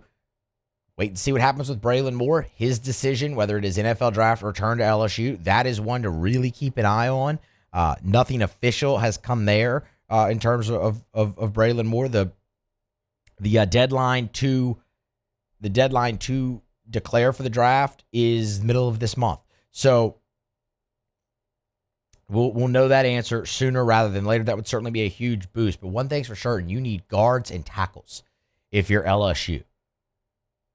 You have some bodies there in the offensive line, but it is just not experienced body. Braylon Moore, Weston Davis right now would be your most experienced returners. Outside of that, you have Bo Bordelon, Brett Bordelon, Solomon Thomas, Ethan Callaway, Kyrie Lee, Tyler Miller, and you bring in Bryson Martinez and Ryan Moret.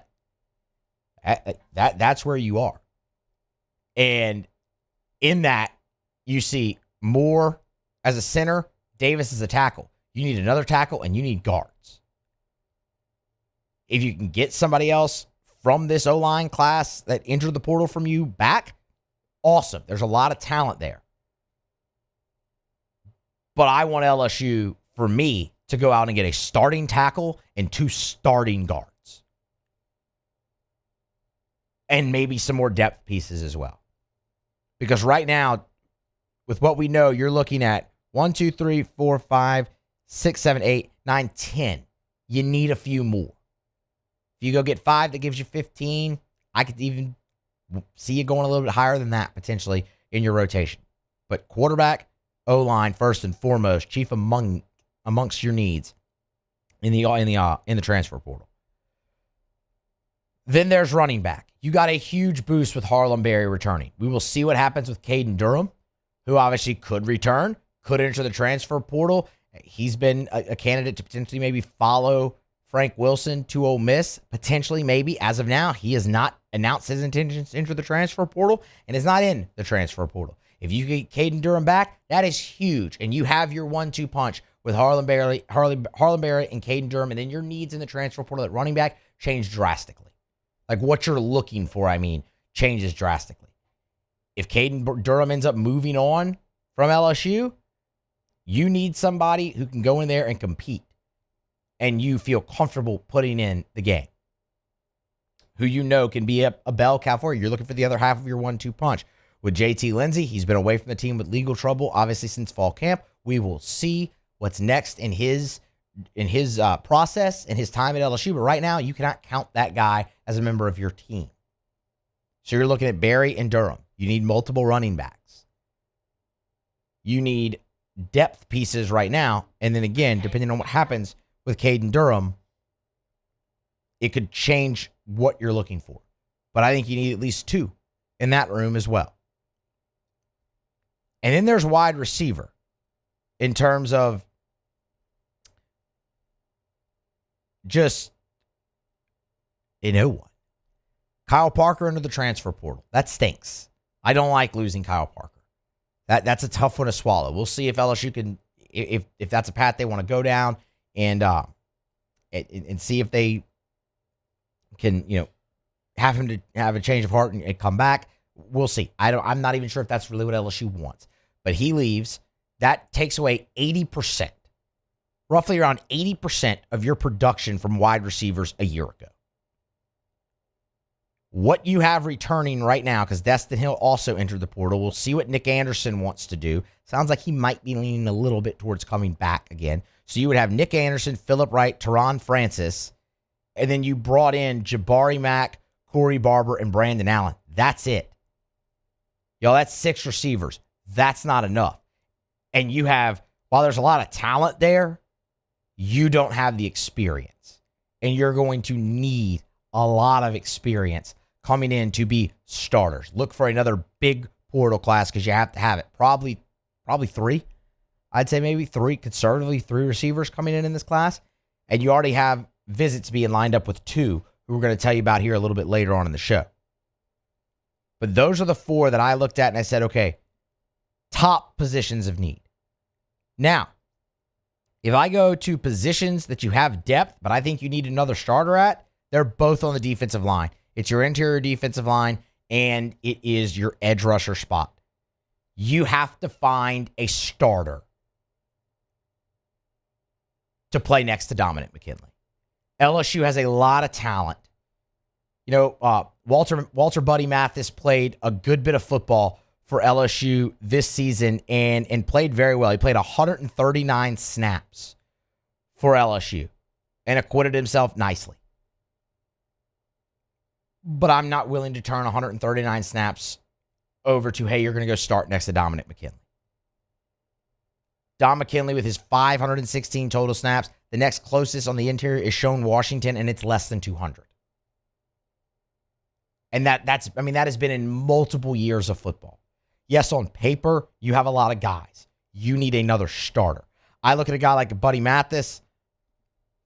I look at a guy, potentially like Zion Williams coming back. They're really high on Brandon Brown as guys who can certainly be rotational pieces, you know, much like Ahmad Bro and Dom McKinley were this year in a sense for LSU. Like they could be that, but you have got to go get another starter on the interior defensive line, in my opinion. I understand you're bringing in Richard Anderson, you know, Lamar Brown, Deuce Gerald's, all those guys. You brought in the best defensive line class ever. I understand. But that is all very young, inexperienced talent. They can factor in with Williams and Washington and Mathis as rotational pieces for LSU, but I need another starter at that position. Same goes for edge rusher. The same goes for edge rusher. They can be high. You're going to get Gabe Rutherford back, and that's awesome. And Gabe was great for you when he was in there. He had really, really, really taken the next step early in his second season. And he'll come back, and that'll be awesome. But I need somebody all opposite him. You know, there is no more Jamari Butler. There is no more Patrick Payton. Jack Pyburn is gone. Yes, you could be as high as you want on Kalaj Cobbins and Damian Shanklin and C.J. Jackson and Dylan Carpenter and all those guys, and that's great. But I need a bona fide threat off the edge that is proven for this LSU defense, while the rest of those guys, Shanklin, Cobbins, Jackson, they continue to develop and can rotate in and really get their feet wet this season. That is something that you absolutely have to have, in my opinion, if you're LSU in the transfer portal. This one, where I look at and go positions to add competition, I have one, and it's linebacker. LSU is very happy, and they're very high on everything they have at linebacker. Devon Keys has played a ton of football for LSU. Like, a ton of football in 2 seasons for LSU. I'll tell you right now, to be exact, 817 snaps. He started 9 games. But man, there are still times where you look at that and you go, okay, it's great. But where's your full confidence level there? You need somebody to play next to Whit Weeks. I think Keys gets the first crack at it because he does have high upside, but there's improvement that does need to take place. Vanderbilt picked on him. Alabama picked on him. So that's why I look at this and I go, okay, go get me someone who can bring competition to that room. Somebody who can push Devon Keys. Somebody who could push Tylen Singleton. You know, they love what they have in Charles Ross, Jaden Breaker, Keelan Moses, that great linebacker class they brought in 2025. They love those guys. Charles Ross has already announced he's coming back. Blake Baker couldn't be higher on him, and I love that.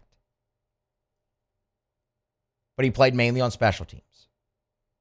So I need depth and someone who's going to bring competition and could come in and is good enough to not only push these guys, but maybe beat some of them out.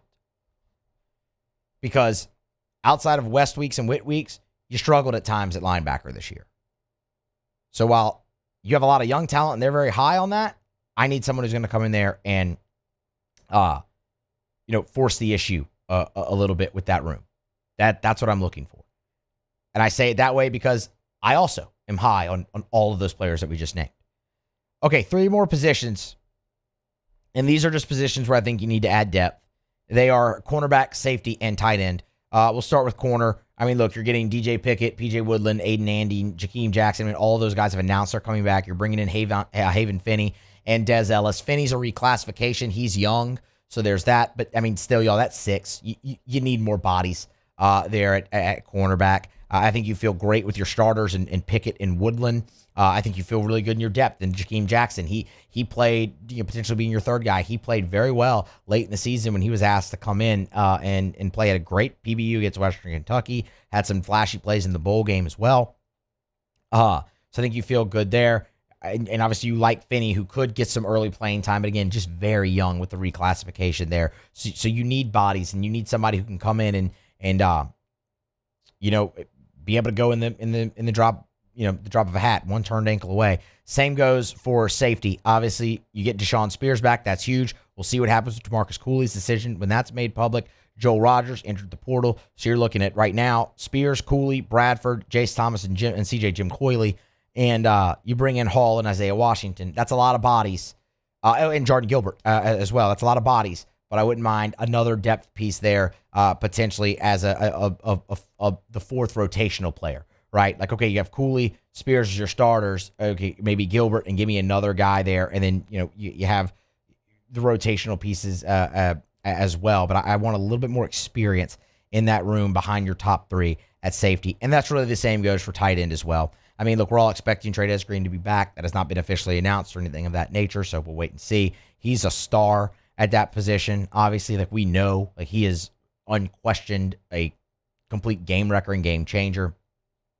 Donovan Green entered the portal, so that leaves you with J.D. LaFleur, and then you bring in J.C. Anderson. Both those guys have great size. They can help. I would not hate having a 4th, much like you did this past season with Green, LaFleur, and Bauer Sharp. I think that would be great. So I would very much look for, and maybe another kind of like pass catcher type to complement Trey Green, much like Bauer Sharp was able to do in 2025. So that's kind of the way I break it down. I mean, for me, I want LSU to go out and add somebody at every single position.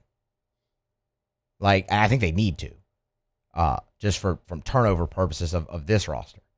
And I think, especially not signing a quarterback, not signing a running back, not signing a linebacker in this cycle, I think those positions kind of really, call for it as well. So we'll see. That's where I stand on LSU's needs in the transfer portal. I'm on record as saying it. We'll see how it plays out. My guess is you're looking probably 25 to 30 additions in the transfer portal with Lane Kiffin at the helm right now in year 1 to fully overhaul this thing and have them competing for a playoff spot, which is where everybody wants them to be year 1. And that is the expectation. It's fair expectation. Look at Indiana. Indiana right now looks like they are on a collision course with the national championship and not just playing in it, winning it. And that has been a 2-year turnaround. And they were in the playoff year 1 under Signetti. It can be done. And that's what people are going to expect from Lane Kiffin here in Baton Rouge in 2026. That's the path I think they should follow to get there. All right, we're going to grab a break. Speaking of the playoff, I'll give you a brief thought on the semifinal games and the quarterfinal games that led to them when we return, and then we are right back to transfer portal conversation. It's a Friday edition of AFR presented by Don Juan Cigar Bar. Musso in for Moscona. Stay here. More next. AFR. Brought to you by Glow Resources. If you are a business owner, if you're an HR manager, a VP, an ops manager, if you're the person in charge of hiring at your job, at your place of business, and you're having trouble finding the right people, you need Glow Resources. Now, I want to remind you, Glow Resources, they're exceptional when it comes to skilled blue-collar workers and also white-collar divisions. Remember, Glow Resources has a full professional placement division. So we're talking about office administrators, executive-level assistants, assistant controllers, plant managers, scheduling assistants, basically any type of office job. accounting, HR, marketing, managerial, supervisor roles. If you're having trouble finding those people and sometimes hard to fill roles, Glow Resources specialize. They recruit nationwide. For example, they had a Baton Rouge company that was looking for an engineer. They found the employee in Florida to work the job in California. It's Glow Resources. Check them out online today. GLO, glowresources.com. Gulf Coast Bank and Trust is giving our customers the power to bank anywhere, anytime during this challenging event. And we're right there with you. Our mobile banking app is a smart way to manage your money and time. Gulf Coast Bank and Trust, the bank that cares about you.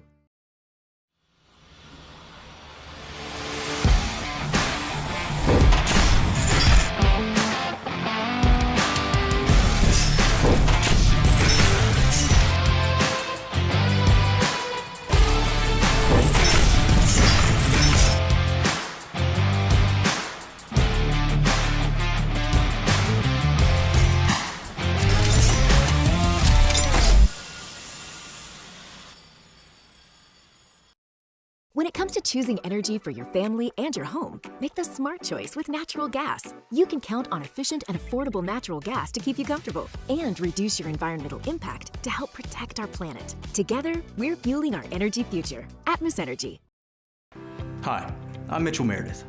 At Locke Meredith, Sean Fagan and Associates, we know each case and client are unique and that no two cases are the same. But one thing remains constant, and that is our passion to help our clients. After an accident, we know your life has changed, which is why we passionately fight to make you and your family whole. Remember, whether you hire us at all, give us a call at 272-5555. We're here to serve you. Every winner knows a great play starts with a solid game plan and the right team by your side. At Sunshine, we're here to keep your operation running strong. From tractors to harvesters, we've got the John Deere equipment you need to tackle every job with confidence. Because when the work's done right, there's more time for the things that matter, like cheering on your favorite team. Make Sunshine Quality Solutions part of your playbook this season and learn more about what it means to be powered by Sunshine at sunequip.com.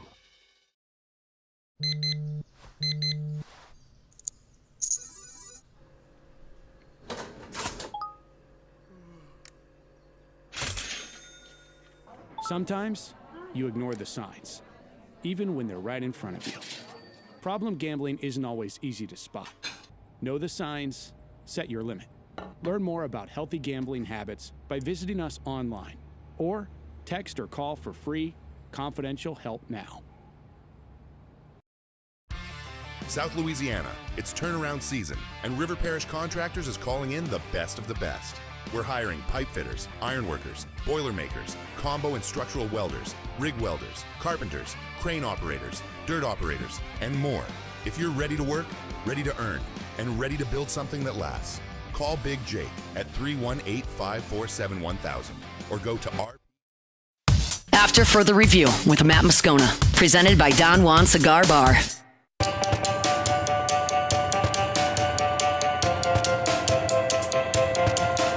Hey, Mark's brought to you by First South Farm Credit. You know where to start. Your first call, your first visit, your first option when it comes to buying land in Louisiana is First South Farm Credit. And honestly, it doesn't even have to be land in Louisiana because First South Farm Credit can help you buy land in any of the contiguous 48. And they've got more than 40 branches in Louisiana, Mississippi, and Alabama. So if you're right here in the Southeast, there's First South Farm Credit locations all near you. But remember, like, for example, let's say a lot of our audience in New Orleans, of course.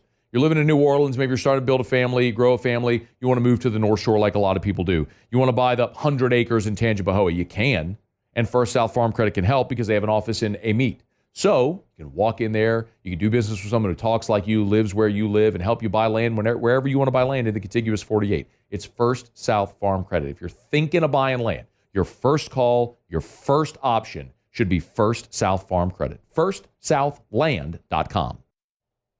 All right, we're going to get back to the transfer portal here momentarily as there's another wide receiver that has lined up a visit to LSU already. We'll tell you a little bit about him to close out the hour. While I have a few minutes here, real quickly, just wanted to offer some thoughts on the college football playoff quarterfinals, the results, and what they lead to. It was Miami over Ohio State, 24-14. We'll just start there. Man, Miami looks scary. They look like they did the first few weeks of the season when everyone was asking, man, who's good in college football? And a lot of the answer was, I don't know, but Miami's looked pretty darn awesome, and they kind of returned to that form. That defense has never really wavered throughout the season for Miami. I'll tell you, I thought they were awesome. Obviously, I mean, man, they had Julian Saint in hell. Quite honestly. He threw the 2 interceptions. He was sacked 5 times in that game. They were all over him. And Miami gives me kind of the feeling that we had about Ohio State last year when Ohio State was just blowing through the college football playoff. And it was just like, man, how in the world did this team get beat twice? And especially when you look at Miami's loss. I mean, they lost to Louisville and they lost to SMU. And it's just, how did that happen? They're so deep. They're so talented. Reuben Bain is an absolute menace. You love the young talent they have on offense as well. So, I mean, Miami looks absolutely incredible here as we head towards the semifinals. I mean, their defense has just been something. They have allowed 17 points, y'all. 17 points so far in the college football playoff. They've been incredible. Oregon beating Texas Tech. I don't think that was much of a surprise. I think the way it happened and how dominant it was specifically on defense for Oregon. I mean, they forced, I believe it was four turnovers in that ball game. I'll double check that. Yeah, 4 turnovers in that ball game. That was a very well played defensive game in general. But whenever Oregon could keep Texas Tech's defensive front at bay, Dante Moore I thought was fantastic in the Orange Bowl on Thursday as well. Just a 4th down fest in there, and you saw some really great defensive football on those 4th downs, some really awesome stops on 4th and short in that ball game. But I mean, Oregon, they punched in a late touchdown. It was 16-0 with under 2 minutes left. They punched in a late score to give you the 23-0 margin. But Oregon looks pretty good, and I'll tell you what, the bounce back from their defense that you saw after struggling a little bit against James Madison, I'm curious to see if that'll hold up against Indiana. We'll wait and see. And then, I mean, hell, let's talk about Indiana as well. Indiana looks like the national champion right now. Like, look, it is one thing, and there were plenty of people in Indiana, rightfully so. They were a 7-point favorite. I think it closed at 7.5 over Alabama. Okay, like they were expected to win the game and do it by more than a touchdown per the odds makers. And I think you had a lot of people say, "Oh, Indiana, they're going to dominate and steamroll Alabama." And it is one thing to say that; it is another thing to watch it and watch how dominant Indiana was in that football game. Indiana is the best tackling team that I have seen all year. They don't miss. It is a relentless pass rush when they're missing one of their top havoc creators in the backfield. He leads the country in TFLs. They're missing him. He's out for the whole playoff now. And it just doesn't matter. They are constantly in the backfield. Then they just have an awesome, efficient quarterback in Fernando Mendoza who doesn't light you up from a yardage perspective, but 3 more touchdown passes for him, and they run for 200 yards. They physically abused Alabama for 60 minutes in that football game, and that's just something that we're not used to seeing an Indiana team do to anybody, let alone a team that has run the sport for a large majority of its existence, okay? Like, I understand that Alabama wasn't great this year. I get that. I understand that they're not what they were under Nick Saban. I get that. And it's not just an Alabama thing. Neither is Georgia. Georgia is not at all what they used to be under Kirby Smart. I think that is very, very obvious up to this point, where you look at 2 first-round exits for Georgia. But that's still a really good program. And Indiana took a program in Alabama and just completely dismantled them, embarrassed and humiliated them on national television for 60 minutes. And I loved it, by the way. But they look unstoppable. They look like a complete buzzsaw. We'll see if anyone can get in their way. Oregon has the next test. And then Ole Miss and Georgia. And look, I'm going to tell you this right now. You can keep doubting Ole Miss. I'm not. I'm done doubting them. They are a lot better than anybody gave them credit for throughout this season. Georgia was more than a touchdown favorite in that game and expected to steamroll. And the thing you heard so much from a lot of people is Georgia, it would be close for half and Georgia would pull away in the second half. That could not have been the complete opposite. Ole Miss was more physical. They owned the trenches in that game. Trinidad Chambliss was awesome, as was Harrison Wallace III. He was incredible too. But they beat Georgia at their own game. It was a complete role reversal. And that's twice now you've seen Georgia exit in their first game, 2 years in a row in the college football playoff, when no one gave Ole Miss a chance. And you know what? Not many people are going to give them a chance against Miami. I'm not telling you I think Ole Miss is going to win that game. I'm not telling you I think Ole Miss is going to win a national championship. I'm just telling you I'm done doubting them. You can keep doubting them if you want. I'm not. Because that team is playing with a chip on their shoulder the size of the Grand Canyon, and maybe even bigger than that. And that's a really big motivating factor. I think we're set for two really, really good semifinals. I really do. A rematch in Oregon and in Indiana, which was a really good game. A pick six is ultimately gave you a late touchdown is ultimately gave you that margin at the end there. The 10-point margin was a really tightly competitive game up there in Eugene earlier this year, so I'm excited to see that again. I think Ole Miss and Miami is going to be, to see Ole Miss's offense, which is just rolling right now with Charlie Weiss Jr. still calling plays, up against that Miami defense, which has just been a force to be reckoned with here all season, and especially in the college football playoff. I think those are two great games. The last thing I'll say is the teams with the byes, they're now 1-7. The trend continued this season. I still don't quite know what to make of it because I didn't really see any of the teams on bye look like they just weren't ready to play. But I think there's certainly something to be said for, after 2 years, having one victory out of 8 games, that maybe having the bye in the college football playoff is not the best thing. We'll continue to get a sample size of that. It might be in an even more expanded playoff, but we'll continue to get a sample size of that as this thing rolls on, as there'll be maybe even more, potentially more buys handed out the bigger this thing gets. But that there were some the game of the night might have been Ole Miss Georgia, but there were some pretty loud statements made in the quarterfinals. I think we actually learned a lot about where this thing's heading going forward, and I think the only sure thing right now is Indiana.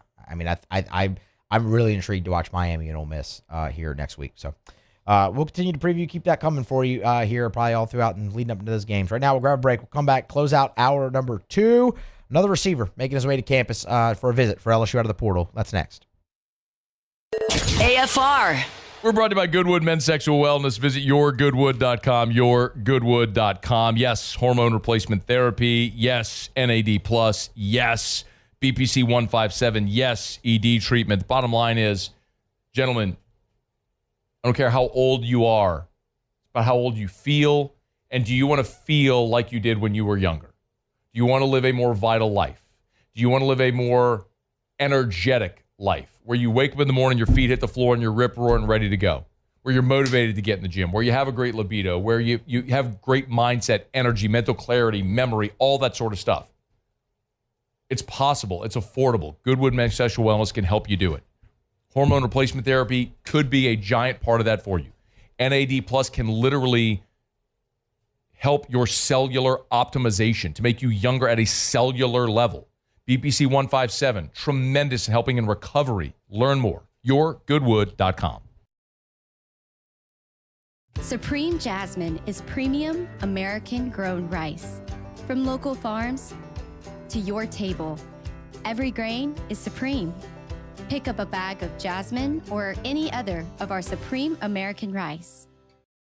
At Bayou Automotive, we believe in a sales process that puts you first. We want you to experience an easy purchase with clear pricing and great service. Let Bayou Ford and Bayou Chrysler Dodge Jeep Ram be your trusted partners in finding your perfect vehicle. The crew at Bayou Automotive is going to do right by you.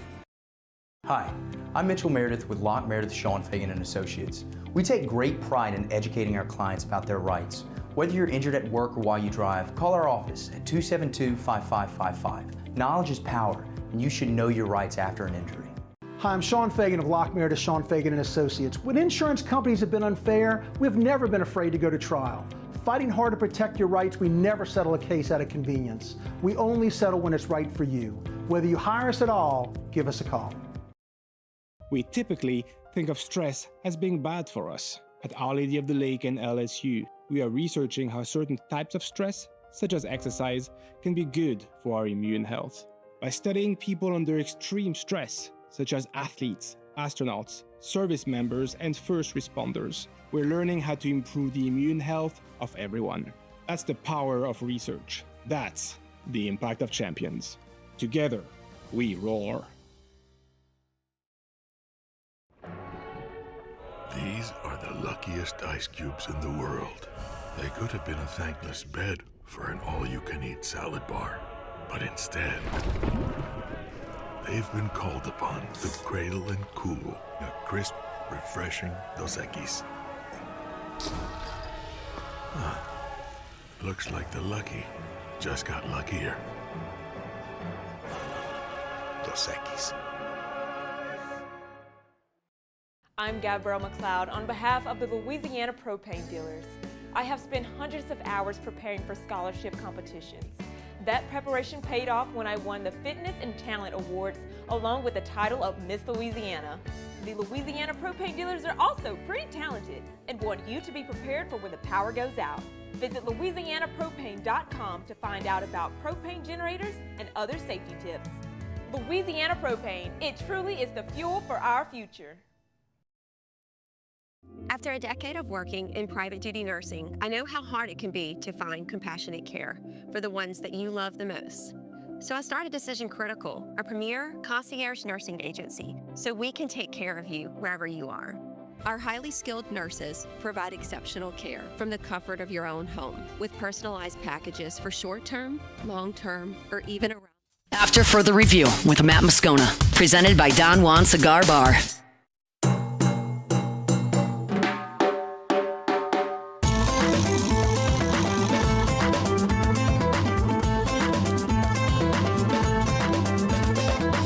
All right, closing out hour number 2 here of After Further Review. Terrell Anderson is a transfer wide receiver target out of NC State. Pete Nakos reporting that he is lining up a visit to LSU. One of 2 wide receivers. I'll tell you about the other one in the next hour. I don't have enough time right here. In fact, we'll do that to start hour number 2. Excuse me, hour number 3. Terrell Anderson, though, North Carolina State. He was a 4-star prospect out of high school, spent the last 2 seasons at NC State, so he has 2 years of eligibility remaining. He's a true sophomore. 6'3", around 205, 210 pounds, somewhere in that range. He added about 23 pounds actually entering his sophomore season, and boy, it paid off. You look at Anderson, 39 receptions, an average of 16 yards per reception, 629 yards led NC State, 5 touchdowns as well. 75 yards was his long on the season. So, I mean, look, this is a guy who was coveted and is coveted right now. Pete Nakos also in his report noting there are multiple top 25 programs that are in on Anderson, but LSU is getting a visit. It does appear, for what it's worth, also out of high school, he was the number 4 player in the state of North Carolina, so a local guy there as well. Look, it is one of LSU's biggest positions of need. We've talked about it already this hour. Right now, you have no Barian Brown, no Chris Hilton, no Aaron Anderson, no Xavier Thomas. Kyle Parker has announced his intention to enter the transfer portal. Destin Hill has announced his intention to enter the transfer portal. So what you're looking at right now at wide receiver is Nick Anderson, who I think until he announces anything other, you expect him to return. Phillip Wright, Teron Francis, and then 3 freshmen you're bringing in, Jabari Mack, Corey Barber, Braden Allen. So a guy certainly a guy like Terrell Anderson would be a massive, massive get for LSU out of the portal, as they need multiple wide receivers with experience to fill out that room. Terrell Anderson lining up a visit to LSU per Pete Nakos, a transfer from NC State. Okay, we'll grab a break. We'll come back. No Sports Center. Bowl games are on. So we'll just hit the top of the hour. We will update portal. We will update returners and talk about the other receiver who has his visit coming to LSU next week. That's next on AFR. AFR. Jordan Faber here with some exciting news. Faber Automotive has officially arrived. We're proud to introduce your new hometown dealership, Faber Chevrolet GMC. That means more inventory, better deals, and the same great local team. Now backed by the trusted Faber family name. Whether you're shopping or servicing, you'll feel the difference from day one. Allow us the opportunity to earn your business. Fabry Chevrolet GMC. Visit us in St. Francisville or online at FabryChevrolet.com. Dr. Johnson, that's my guy. He gonna tell me when I need to do better. He gonna tell me when I need to slow down. And I trust him 100%. The medical care that I receive at LSU and with Our Lady of the Lake is top tier. I really trust what they telling me, and they keep me right. Lockmere to Sean Fagan and Associates has won for our clients over $175 million over the decades. But our greatest success is our clients who have chosen and trusted us to help them. Whether you hire us at all, give us a call. You've got nothing to lose. Hi, I'm Sean Fagan. If you get injured, you could be staring at medical bills, repair costs, and lost income. Life can be turned upside down. At Lockmere to Sean Fagan and Associates, we'll work to turn your world right side up. Hire us, and like thousands of our clients, you'll be glad you did. My father, J.B. Falgu, had a vision of growth for First American Bank and the communities we serve. The bank's foundation was built on his legacy of compassion, loyalty, and dedication. Through his years of leadership, First American has prospered to heights even J.B. could not have imagined. I know my father would be extremely proud of the customer service and financial stability that First American provides to Southeast Louisiana. We continue to thrive because of the legacy of J.B. Falgu.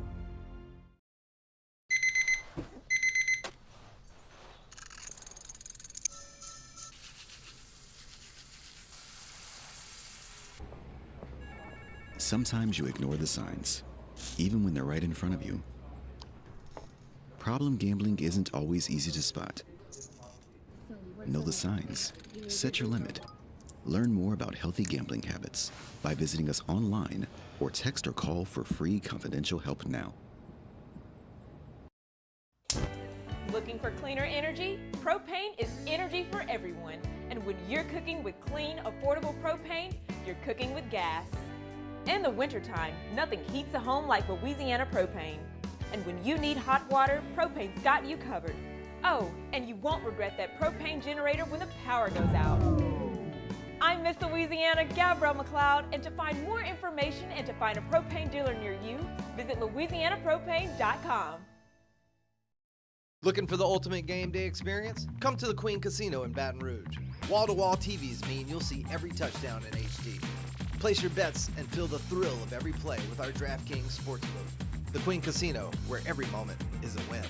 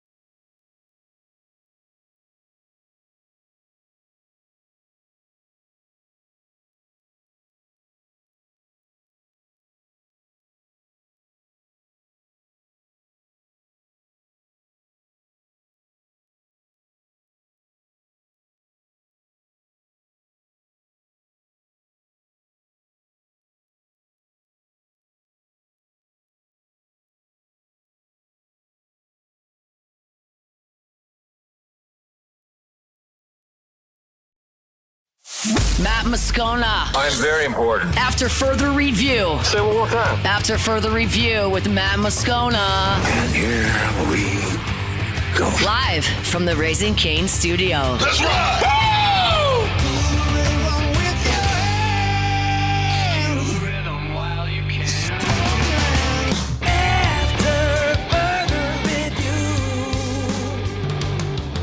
Hour number 3 off and running after further review, presented by Don Juan Cigar Bar. Here on a Friday, Musso in for Moscona. Scone is back on Monday.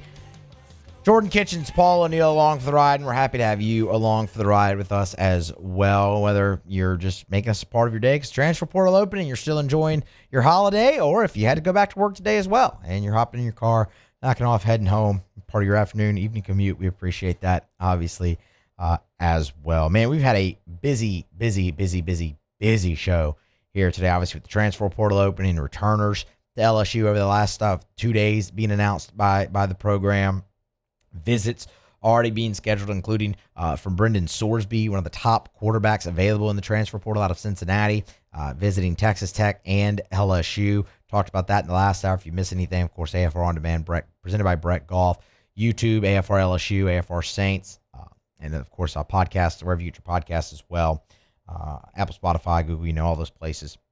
You can find the show and anything you missed there as well. When we closed hour 2, we were talking about Terrell Anderson, a wide receiver out of NC State, who's in the transfer portal. He led NC State in receiving yards this season. True sophomore, so has 2 years of eligibility left. He's lining up a visit to LSU. While he lines his up, there's another wide receiver that has already locked his in, and that is Iverson Hooks. Iverson Hooks is out of UAB, the University of Alabama, Birmingham.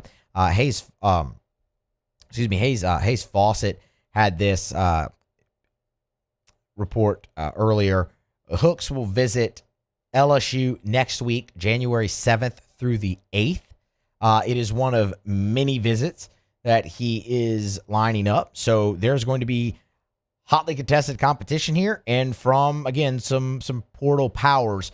I'll just give you his entire visit list. Again, this is per Hayes Fawcett. So Iverson Hooks, highly sought-after wide receiver in the portal out of UAB, will visit Wisconsin January 3rd through the 4th, Indiana January 4th through the 5th, Oklahoma State the 6th through the 7th. We said LSU the 7th through the 8th.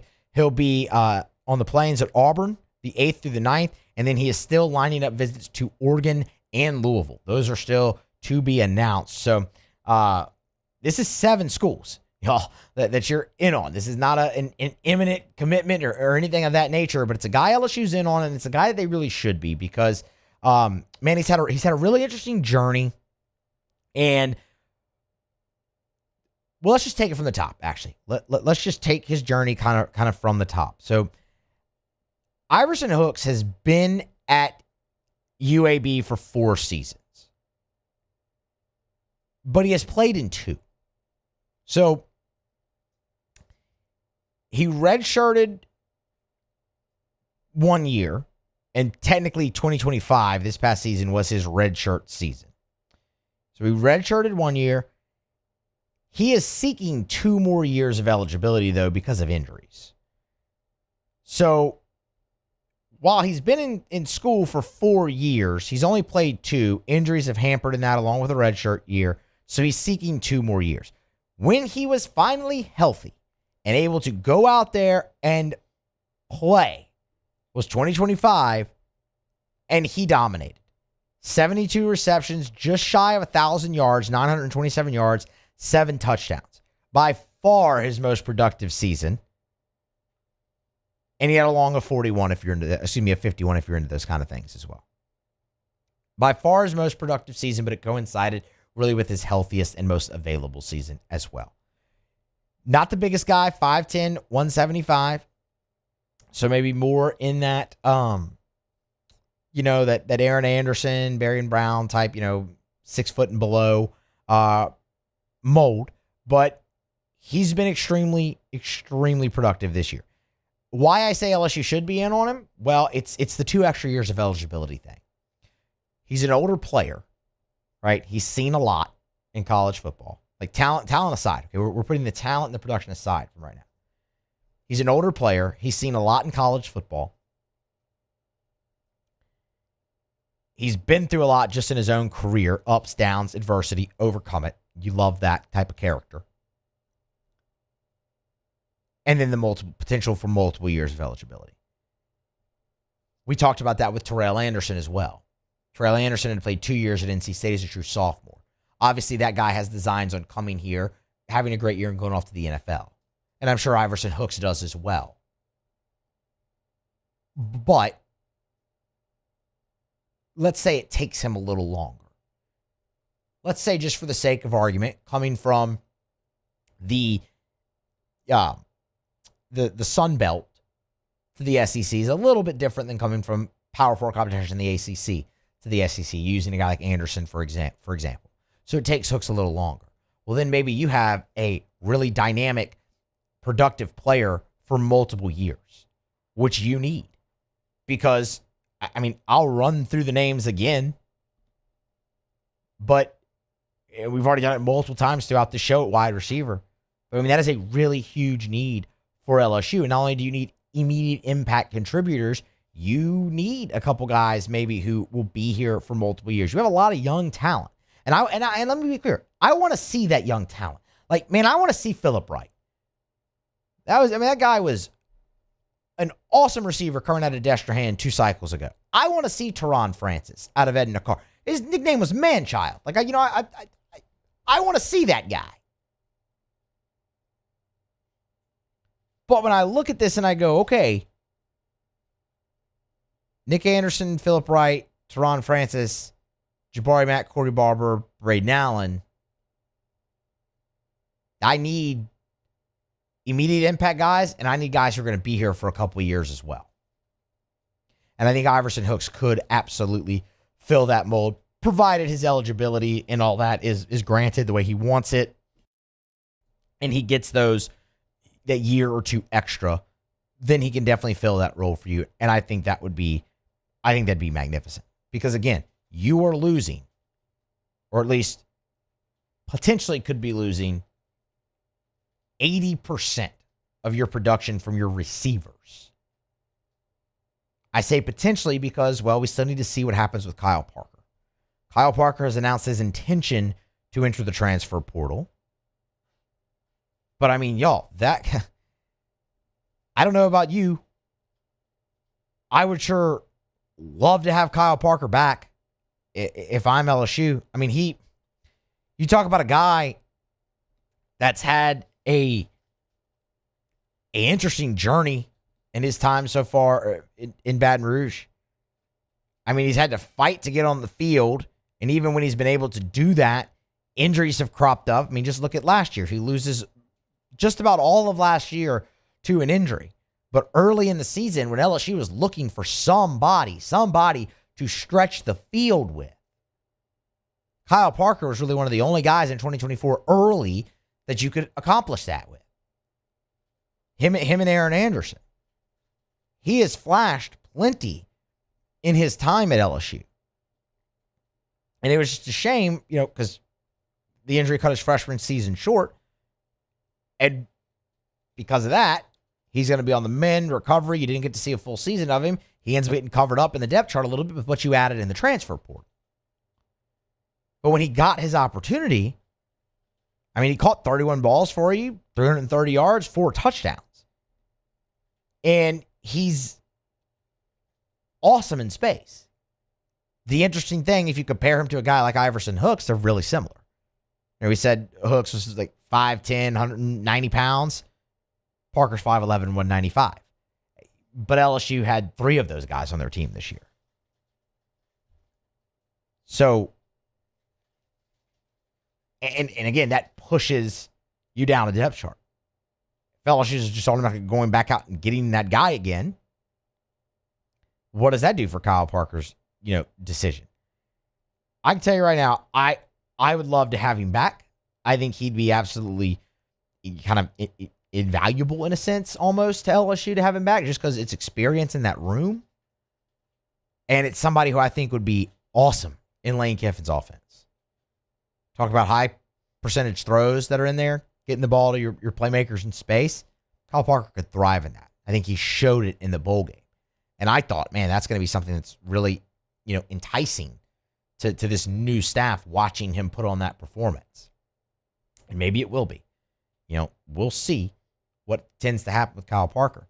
And that could change the math a little bit for you at receiver, but not by much. You need a lot of bodies there and a lot of experienced bodies, more so than anything. So the two that we know of right now, Terrell Anderson out of NC State, he's the bigger target, about 6'3", 205, 210, somewhere in that range. Already added 23 pounds before this season. He's the bigger target. He's lining his visit up. And then Iverson Hooks, who's a little bit of a smaller target, 5'10", 190, somewhere in that range out of UAB, who's dealt with some injuries as well, will visit LSU next week on January 7th through the 8th. That is Wednesday and I believe that's Wednesday and Thursday, I do believe, for next week. So we'll keep you posted. That's the latest there on kind of the wide receiver room for LSU. They need a lot of bodies and a lot of experience, that's for sure. And I have no doubt that they'll get it. They'll get that easily. Lane's got it in the portal. All right, we're going to grab a break. We're going to come back on the other side, continue with more here on a Friday edition of AFR. Still have to give you a final thought and prediction for Saints Falcons. No Otter Locks today, obviously, but I'm sure they're up at LouisianaSports.net. If you miss things, we never catch up with Jimmy here. So still got plenty to do. A couple more segments left here on a Friday edition of AFR. Stick around. After further review. If you fill up Tiger Stadium 15 times, that'd be roughly 1.5 million people. That's how many realtors there are in the United States. Darren James ranked number 14 in the country when it comes to the numbers of homes sold. That's Wall Street Journal's Real Trends list. Think about what I just said. Fill up Tiger Stadium 15 times, and of all those people, Darren James ranked number 14. You need to get to a closing table. You need to sell your home fast for the most amount of money. You need the absolute best customer service experience with constant communication and results. Well, you need Darren James. So, call Darren. 335-7666, 335-7666, 335-7666. That's Darren Sell. Or go to agent225.com, agent225.com. Think real estate, think Darren James. These ice cubes could have been a thankless bed for an all-you-can-eat salad bar. But instead, they cradle and cool the crisp, refreshing Dos Equis. Nicely done, ice cubes.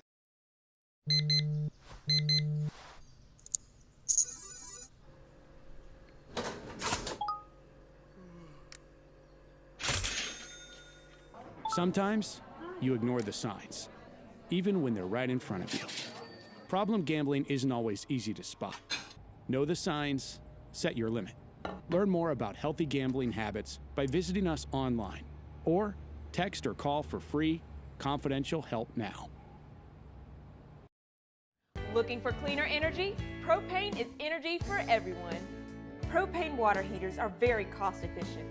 And the savings are even greater with a tankless propane water heater. We all know that Louisiana propane is a safe and environmentally friendly fuel. So why not go green while you save some green? I'm Miss Louisiana, Gabrielle McLeod, and for more information, visit louisianapropane.com.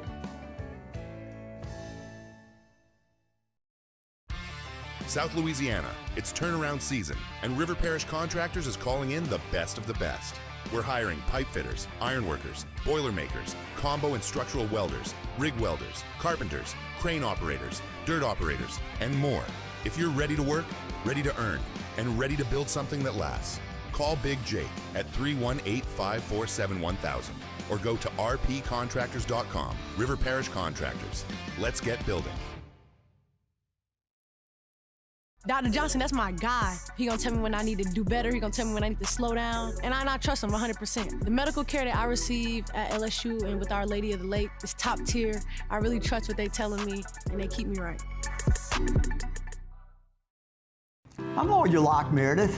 We are honored and humbled to receive from our clients in Google, based on 5-star client reviews, the designation of our law firm is highly recommended. Whether you hire us at all, please give us a call, 272-5555. You have nothing to lose. Hi, I'm Mitchell Meredith. Injuries happen when you least expect them to, making your life more complicated. At Locke Meredith, Sean Fagan and Associates, we know this and we strive to help each of our clients during these times. Whether you hire us at all, give us a call at 272-5555.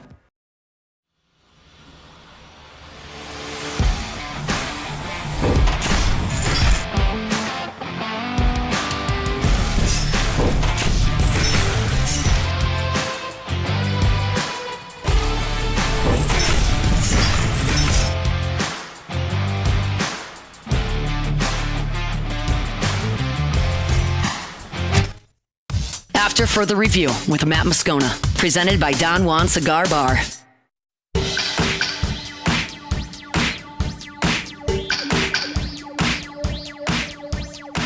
Brought to you by Shawbills Tire and Auto Service, ShawbillsTire.com. 18 locations in South Louisiana. Find the location nearest you at ShawbillsTire.com. Bumper-to-bumper auto service and name brand tires at wholesale prices. They will always find a way to get you the best possible price for the best possible tires on the road.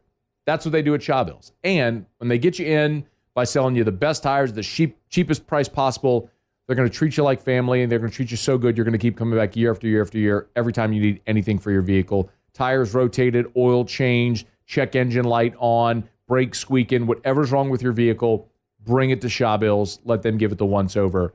And you can always schedule online, so it's convenient. ShawbillsTire.com. Find the location nearest you at ShawbillsTire.com. Shop tires online at ShawbillsTire.com.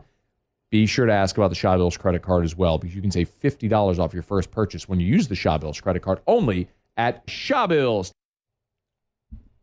All right, welcome back in after the review here on a Friday, presented by Don Juan Cigar Bar. Musso in for Moscona. A couple more players I wanted to mention here. Keep an eye on in the transfer portal. We talked earlier in the show about when we were going through the portal needs, and I had separated them into categories: top positions of need, positions to add competition, positions that need depth, and then positions with depth but need another starter. And one of those was edge rusher. A name to keep an eye on is Chaz Coleman.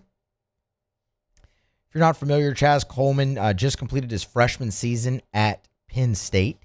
He is a highly sought after, he was a highly sought after high school recruit, 4-star out of the state of Ohio. He commits to Penn State, signs, plays there, obviously with the coaching change and playing sparingly in his first season, enters the transfer portal, 6 solo tackles. He did have a sack and a forced fumble in limited action there as a freshman. In fact, he played, he played in 5 games. They were all in the regular season, so he used his red shirt up. Obviously, there his one sack came in his debut against FIU.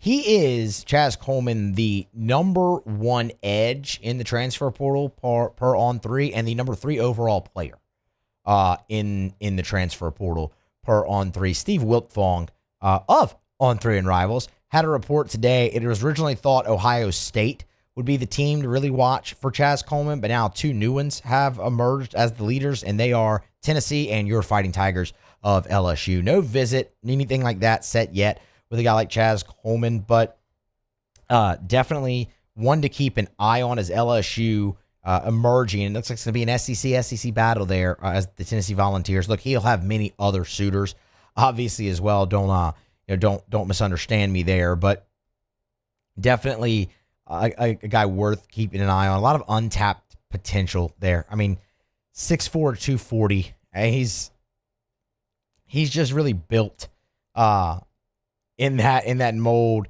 that you would you want to see from an edge here. He played a total of 150 snaps for Penn State this season and graded out an 80. Y'all, in 5 games, 150 snaps, he was Penn State's 4th highest graded defensive player overall. Pass rush grade just absolutely off the charts. You look at it, he graded out, he played in, I take that back. ESPN had it wrong. He played in 9 games. He played in 9 games for Penn State. ESPN, I guess, because he didn't record stats and the other didn't have their stats up there. That's weird.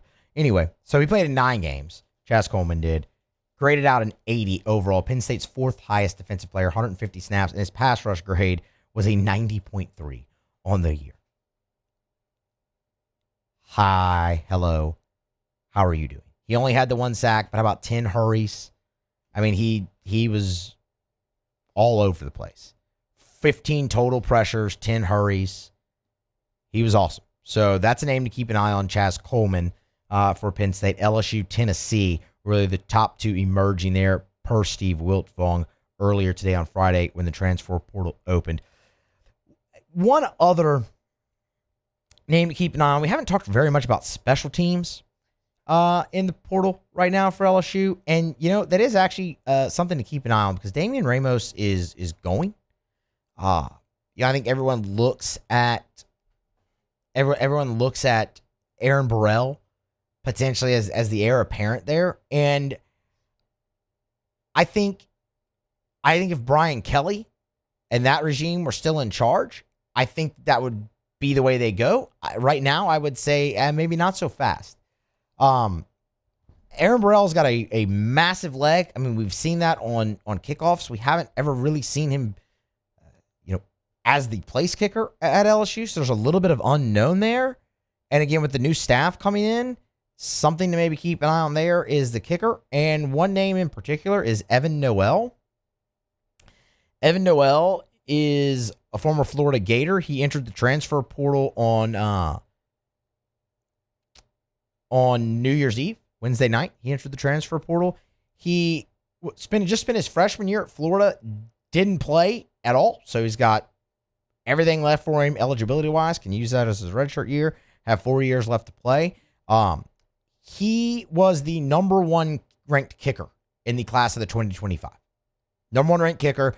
Cole's Kicking, I should say, 24/7 Sports had him as the number 1 ranked kicker in 2025.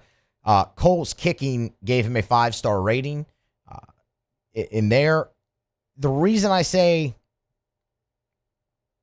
keep an eye on him is, well, Joe Houston recruited him very heavily at Florida, and Joe Houston is now LSU special teams coordinator.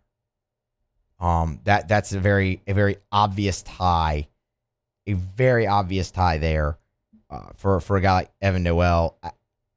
I think that's a little bit stronger than maybe Arkansas. I bring up Arkansas because that's where he was originally committed to before Florida flipped him. But I mean, look, what they say, finishing second in recruiting is never bigger now than with the transfer portal. But I would very much expect LSU to be involved there with Evan Noel, and I think that'd be great. And then you could have a true battle there on your hands potentially at the kicker position. If Aaron Burrell sticks around, he's going to get a crack at being LSU's place kicker. If not, he can absolutely stick around and potentially kick off still. But a guy like Evan Noel is definitely somebody to keep a close eye on because of the tie with Joe Houston, who is now at LSU. It's after further review here on a Thursday. Let me get you a quick sponsor read from Matt here. If you have one queued up over there, Jordan. Okay, let's just go to that now. Brought to you by Relief Windows and ReliefWindows.com. When we talk about Relief Windows every day, I always say windows, doors, siding, and now shutters as well. They do your indoor shutters. Same thing as the windows. custom made, measured to fit your windows, custom fit for your windows, lifetime warranty on your windows, your shutters. But Brandon, you often hear say their number one product is customer satisfaction. And that's not just a catchy line. That's not a cliche phrase. Have an experience with Relief Windows and you'll understand. They go to the ends of the earth to make sure their customers are thrilled with the work they do. As a matter of fact, Relief Windows never takes $1 from you. You will not, no deposit, no down payment. They take all the risk. They will not take $1 until you're thrilled with the work they do. Who else does that? Only Relief Windows. Check them out online at reliefwindows.com. All right, we're about to get to a break. Before we do that, I did want to... Offensive line is such a big position of need for LSU, specifically tackle. And a former LSU Tiger went into the transfer portal today, and that's Lance Hurd. And let me be clear, this is just pure speculation on my part at all. I'm literally thinking out loud here. I don't know if LSU has interest in bringing Lance Hurd back. I don't know if Lance Hurd has interest in coming back. That is a Louisiana native who's a former five-star who originally committed to LSU. It ended poorly with the NIL negotiations and him wanting more money and then leaving and going to Tennessee because of that. But that whole regime is now gone. Like, where that ended poorly is no longer here. From front office to head coach to position coach, all of it.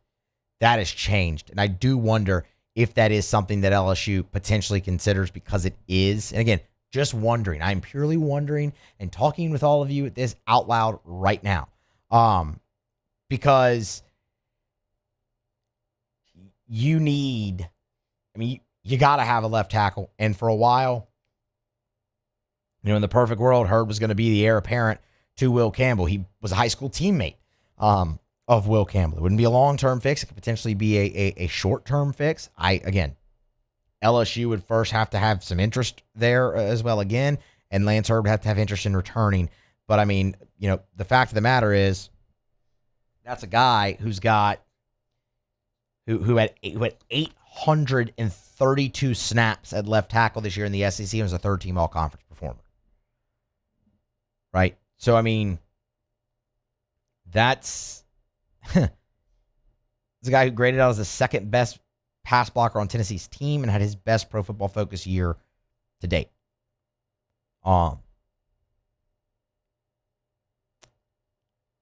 Just something to maybe file away.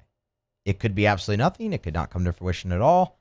I think you always look for ties and things of that nature in the transfer portal. Hell, we were just talking about Evan Noel, the kicker from Florida, and his tie to Joe Houston, who's now at LSU. You can look at when Jakeem Jackson committed here, when Corey Raymond came back, and Jakeem Jackson goes into the portal at Florida, ends up at LSU. So there's always ties there. It doesn't have to just be coaches. It can be ties. Think further back, Mekhi Garner is a great example of this. And Brian Kelly's first year, had ties to the state with his time at ULL. Gets the opportunity at LSU, was awesome. You've seen that with many other Louisiana natives even coming home in the portal and having a lot of success. Aaron Anderson, who just left LSU, is a perfect example of that. So, something to file away. It's a crazy time that we live in here in college football. That's for sure. So maybe I just thought it'd be worth mentioning here. Kind of as we go forward into the weekend and into full on portal chaos and portal season. File it away. We'll see. All right, we're gonna grab a break. Come back on the other side. Got to give you a final thought and prediction on Saints and Falcons. So we'll go ahead and get that out of the way next here on AFR. Stay tuned. After further review. AFR is brought to you by the Watermark Hotel and the Renaissance Hotel, two beautiful hotel properties in Baton Rouge, the Watermark downtown, the Renaissance Southtown right there on Bluebonnet. And when it comes to hosting your event, both the Watermark and the Renaissance are perfect. The Watermark is a gorgeous, elegant spot in downtown Baton Rouge. That wedding reception, that smaller gathering, that meeting space, they can do it. They've kept so much of the history and tradition of that iconic building while modernizing it. The Gregory is a great restaurant inside of the Watermark as well. And then, of course, the Renaissance Hotel, Southtown, right there on Bluebonnet in Baton Rouge. It's more modern. It's a gorgeous, gorgeous hotel property at the Renaissance Hotel where they have meeting space that can accommodate up to 500 people, 7,000 square foot of meeting space, perfectly located right off of Bluebonnet and I-10. It's the Watermark and the Renaissance Hotels in Baton Rouge. Gulf Coast Bank and Trust is giving our customers the power to bank anywhere, anytime during this challenging event. And we're right there with you. Our mobile banking app is a smart way to manage your money and time. Gulf Coast Bank and Trust, the bank that cares about you. At Bayou Automotive, we believe in a sales process that puts you first. We want you to experience an easy purchase with clear pricing and great service. Let Bayou Ford and Bayou Chrysler Dodge Jeep Ram be your trusted partners in finding your perfect vehicle. The crew at Bayou Automotive is going to do right by you. Investing in a new roof doesn't have to be overwhelming. At Pelican Roofing, we offer 0 interest for 21 months because everyone deserves a safe, secure home. Trusted, local, affordable. Pelican Roofing, making quality roofing affordable for South Louisiana families. When it comes to choosing energy for your family and your home, make the smart choice with natural gas. You can count on efficient and affordable natural gas to keep you comfortable and reduce your environmental impact to help protect our planet. Together, we're fueling our energy future. Atmos Energy. Trust isn't given, it's earned. On the field, I trust my team. For my healthcare, I trust the lake. Our Lady of the Lake sports medicine experts know what it takes to improve performance and build champions at every level. That's why LSU chose Our Lady of the Lake as its championship health partner, trusting Louisiana's best medical team to care for our state's best athletes. From championship athletes to everyday champions, trusted care starts here. I trust the lake. I'm lawyer Collins Locke Meredith. Among the most important factors to consider when you're hiring an injury attorney is trust. You trust your attorney will put your interest first, treat you with respect, fairness, and honesty. You trust them to be there for you when you need them. At Locke Meredith, Sean Fagan and Associates, thousands of clients have trusted us to represent them, and for good reasons. Please visit us at LockeMeredith.com to learn more, and whether you hire us at all, give us a call at 272-5555. You have nothing to lose. South Louisiana, it's turnaround season, and River Parish Contractors is calling in the best of the best. We're hiring pipe fitters, iron workers, boiler makers, combo and structural welders, rig welders, carpenters, crane operators, dirt operators, and more. If you're ready to work, ready to earn, and ready to build something that lasts, call Big Jake at 318-547-1000 or go to rpcontractors.com. River Parish Contractors. Let's get building. Looking for cleaner energy? Propane is energy for everyone. Propane water heaters are very cost efficient, and the savings are even greater with a tankless propane water heater. We all know that Louisiana propane is a safe and environmentally friendly fuel. So why not go green while you save some green? I'm Miss Louisiana, Gabrielle McLeod, and for After Further Review with Matt Moscona, presented by Don Juan Cigar Bar.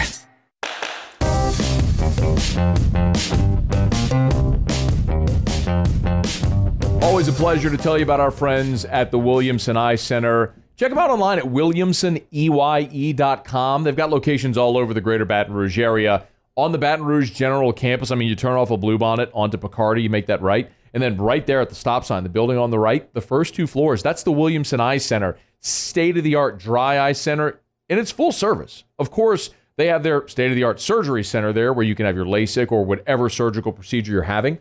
But they have your standard annual eye exam as well at the Williamson Eye Center.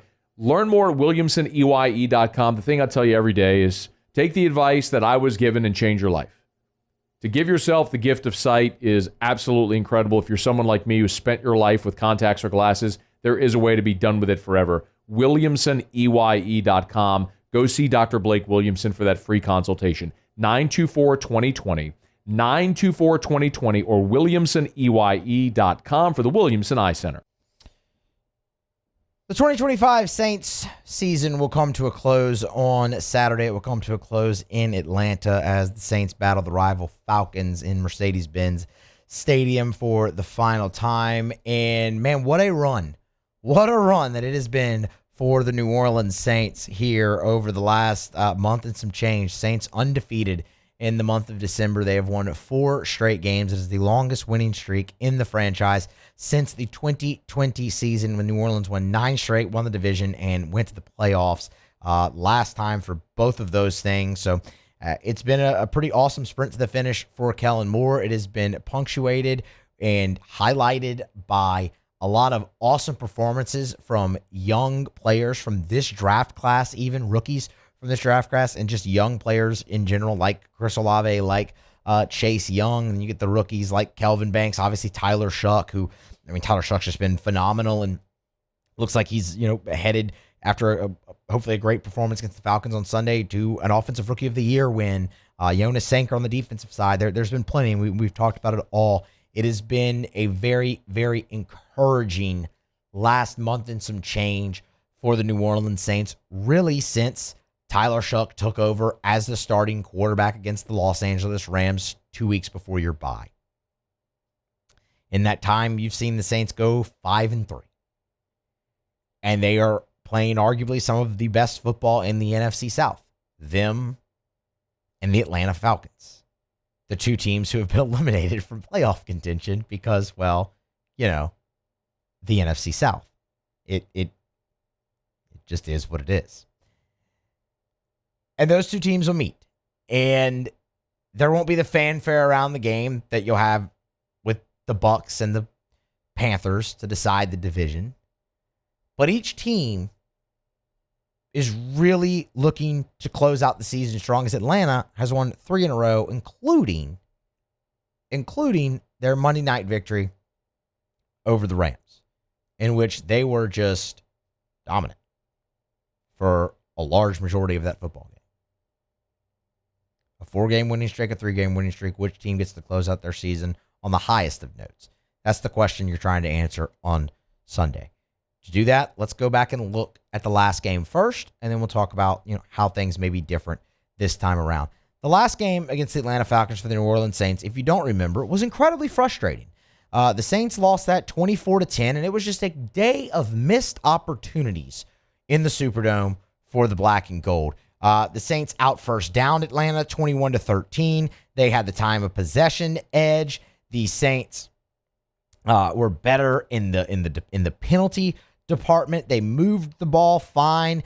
They were more efficient on 3rd down than Atlanta. They ran 78 plays to Atlanta's 55. The Saints did a lot of things very, very well, but it was frustrating because the other thing the Saints did is they missed a whole bunch of opportunities in that football game. Blake Grupe missed 2 field goals. One of them was 33 yards, and that eventually very much contributed toward his release from this team. And on top of that, the New Orleans Saints. So you had a missed 47-yard field goal from Grupe, a missed 33-yard from Grupe, and on top of that, New Orleans was 0 for 3. 0 for 3 in the red zone back in the first meeting against the Atlanta Falcons. They left everything out on the field. So many points. And that's why when you look up and you see them leading the majority of the statistical categories, you remember and look back and say, yeah, that was really, really frustrating. It was such a bad offensive day for the Saints. You mustered 3 points. Yes, you scored 10, but the only touchdown the New Orleans Saints scored against Atlanta the first go-around was a pick 6 from Justin Reed. Everything else was putrid on offense. Now, we say all that with the caveat of, okay, well, Charlie Smith is now your kicker, and he's been pretty darn good. He's been really good, actually. I believe he missed 3 kicks or 2. I can look that up real quick. And one of them was like a 61-yarder that had plenty of leg. It was just, inaccurate. Yes, 3 kicks. Okay, that's what I thought. 3 kicks with a long of 57. He's been fantastic. He's hitting his 78% clip. So you feel pretty good running your kicker out there now if you have to settle for field goals against Atlanta at some point throughout this game. Whereas in the first meeting, you did not. That was Tyler Shuck's 3rd start. This will be his 9th. And for what it's worth, up until that point, that was one of Tyler Shuck's, best games, was the first meeting with Atlanta, at least statistically. It was. In terms of his starts, he completed almost 70% of his passes. He threw for just under 250 yards. The issue is he was sacked 5 times and he threw an interception. Other than that, the efficiency and everything we know was there. It was also really kind of the first time you saw him really use his legs. Tyler Shuck, now, 6 starts later, much, much more improved. The Saints should be healthier along the offensive line. Cesar Ruiz has no injury designation. He will play in this game. Dylan Radins is questionable. The only starting offensive lineman that you will be without, not counting Trevor Penning, who you traded away, would be Eric McCoy. That's an upgrade for the Saints. Your defense has been really, really good. And you know what? Your defense was good against Atlanta in the first meeting anyway. They barely eclipsed 300 yards. You held Bijan Robinson in check, just 70 yards rushing, which is a feat. He's got 1,400 yards rushing on the season, and he just put the Rams in a blender for almost 200 yards rushing alone. And in some of their biggest wins, he's shown out. Against the Rams, against the Bills. But your defense has been really good, especially down the back half of the season to where they're a top 10 defense in the NFL now. And you held that offense in check the first go-round. The problem is the lack of weapons that the Saints still possess on offense and how it's gotten even worse with Chris Olave now and his very unfortunate blood clot that has been remedied, and he'll be ready within a month, and he'll be in the offseason program and all that on time, and that's great. But that doesn't help you any on Sunday. And Chris Olave was your everything at this point in the passing game. And, he was incredible. Gone over 100 yards the last 2 weeks, making a lot of clutch catches, and really being the go-to target for Tyler Shuck that you expect your number one wide receiver to be. And the reason he needed to do that is because you were without, everybody else. You might get a few guys back. We'll see what happens with Devon Vele here. He was not on the injury report. He has not been placed on IR. They were hopeful that maybe he could be back by the Atlanta game. So that's all a good sign. We'll ultimately continue to monitor that throughout the rest of the weekend and see how it goes. That's a big get for you back. But there's still no Olave. There's still no Mason Tipton.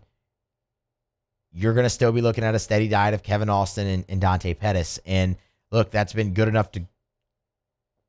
to support Johnson and Olave through these last few weeks. Without Olave, is it? I have a major question mark there. There will be no Alvin Kamara. There is still no Devin Neal. Audric Estime. Well, you just had 90-some-odd yards a week ago. How do you follow that up? You're going to need to. Against the Falcons defense, that's pretty darn good. The Falcons defense that handled you really well the first go-round. And that concerns me. Plus, it's on the road. I think finally the Saints' offense from a weapons standpoint is too short-handed this week. The only thing that would give me pause is which Atlanta Falcons team shows up.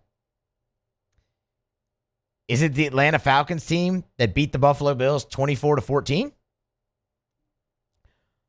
Or is it the Atlanta Falcons team that lost 34-10 to the Miami Dolphins at home? Is it the Falcons team that beat the Rams 27-24? Or is it the Falcons team that went on the road and lost to the New York Jets? Or maybe even the one that got shut out 30-0 at Carolina? That's the question that has to be asked and has to be answered.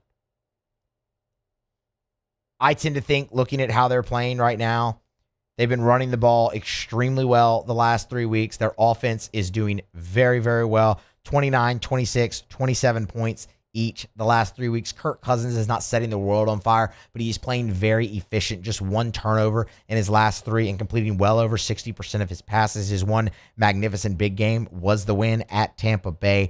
Them at home playing very efficient on offense and on defense. You with just a lack of weapons. I think this is the week that it finally catches up to the Saints. That's a bummer, man, because they have just been awesome to watch throughout this season. And I think they are really set up for a nice year in 2026 where they potentially could compete for this division. But I do think the winning streak comes to an end and they lose Sunday over in Atlanta to the Falcons. I will take that one 27-24 in that ball game. Falcons over Saints. I do expect some scoring, but ultimately not enough for New Orleans. So we'll see how it goes. And look, that's not the worst thing in the world. It would give you a 4th place schedule. And feeling as good as everything feels around that program now, everyone really starting to emerge and grow and improve. Rookies, young players, all of that. Having a little bit more cap room, maybe spend a little bit more in free agency this offseason, coming up against the fourth place schedule, that'd be pretty awesome to see if the New Orleans Saints in fact do that, and maybe that helps them make the run at the division and potentially a playoff spot if that's the regard. But I do think the Saints drop it. Did I say 27-24? Because if I did, that was wrong. My pick was 27-20. Sorry about that. 27-20, not 27-24. But I do like the Falcons. All right. We're going to grab a break, come back on the other side. We will close out the week here on AFR. More next. Stick around. AFR.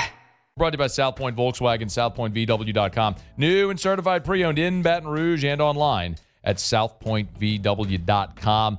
In the market for a new vehicle? I'm Lawyer Locke Meredith. If you're battling an insurance company because of a wreck not your fault and they're not calling you back or being fair, whether you hire us at all, give us a call, 272-5555, or email Locke Meredith, Sean Fagan and Associates. You have nothing to lose. Hello, I'm Collins Meredith. If you've been injured on the job, you likely have a workers' compensation claim, but you may also have a tort claim, which opens up significant recovery rights not normally available for a work injury. If this is you, call us or come see us at Locke Meredith, Sean Fagan and Associates.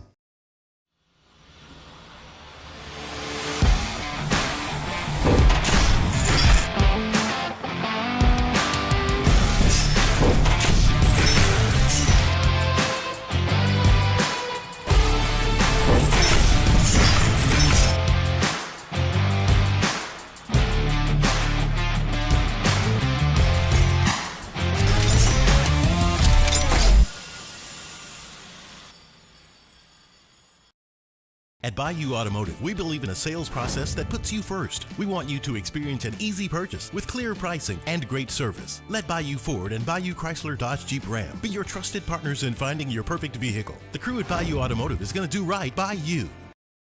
Today, we are shaping tomorrow. We are researching how extreme stress impacts the immune system, from trauma victims to athletes and even astronauts. Our work is leading the way in sepsis treatment, saving countless lives. We're unlocking the mind with music in exciting new ways.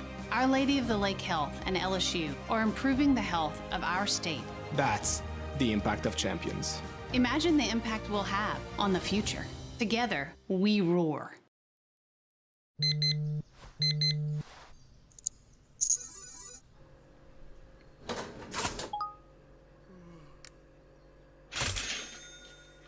Sometimes you ignore the signs, even when they're right in front of you. Problem gambling isn't always easy to spot. Know the signs, set your limit. Learn more about healthy gambling habits by visiting us online or text or call for free, confidential help now. Most roofers just replace your shingles. At Pelican, we diagnose your roof, digging deep down to find the root cause of your roof symptoms. Now call for me. Good. We don't ignore your roof's issues, we address them. Let's just take care of this right here. Helping your roof to become the best version of itself. Interesting that you would say that. How does that make you feel? So call Pelican Roofing for your free roof checkup today.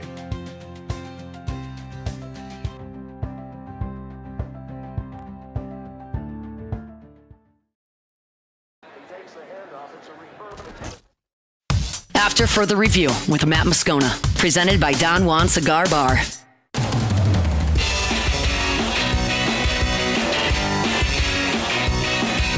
Let's Rev, R-E-V, Let'sRev.com, Let'sRev.com. You ever just get super frustrated at super slow internet? Oh, we've all been there, man. The little spinning wheel, slamming your keyboard or your mouse, pounding the desk because it's so frustrating. Your internet's so slow. Storm comes, knocks the power out, knocks the internet out, knocks the cable out. You're so frustrated. Maybe that's just me because I get kind of angry about things. But it's annoying. Nobody wants that to happen. Rev can help. They're local and 5 gigs, lightning fast speeds, and backed by an all-fiber network. Fiber. It's buried under the ground. I mean, you don't have to worry about a storm coming knocking the power lines down. Let's Rev. Listen, more than 70,000 Louisiana homeowners and business owners trust Rev. You should as well.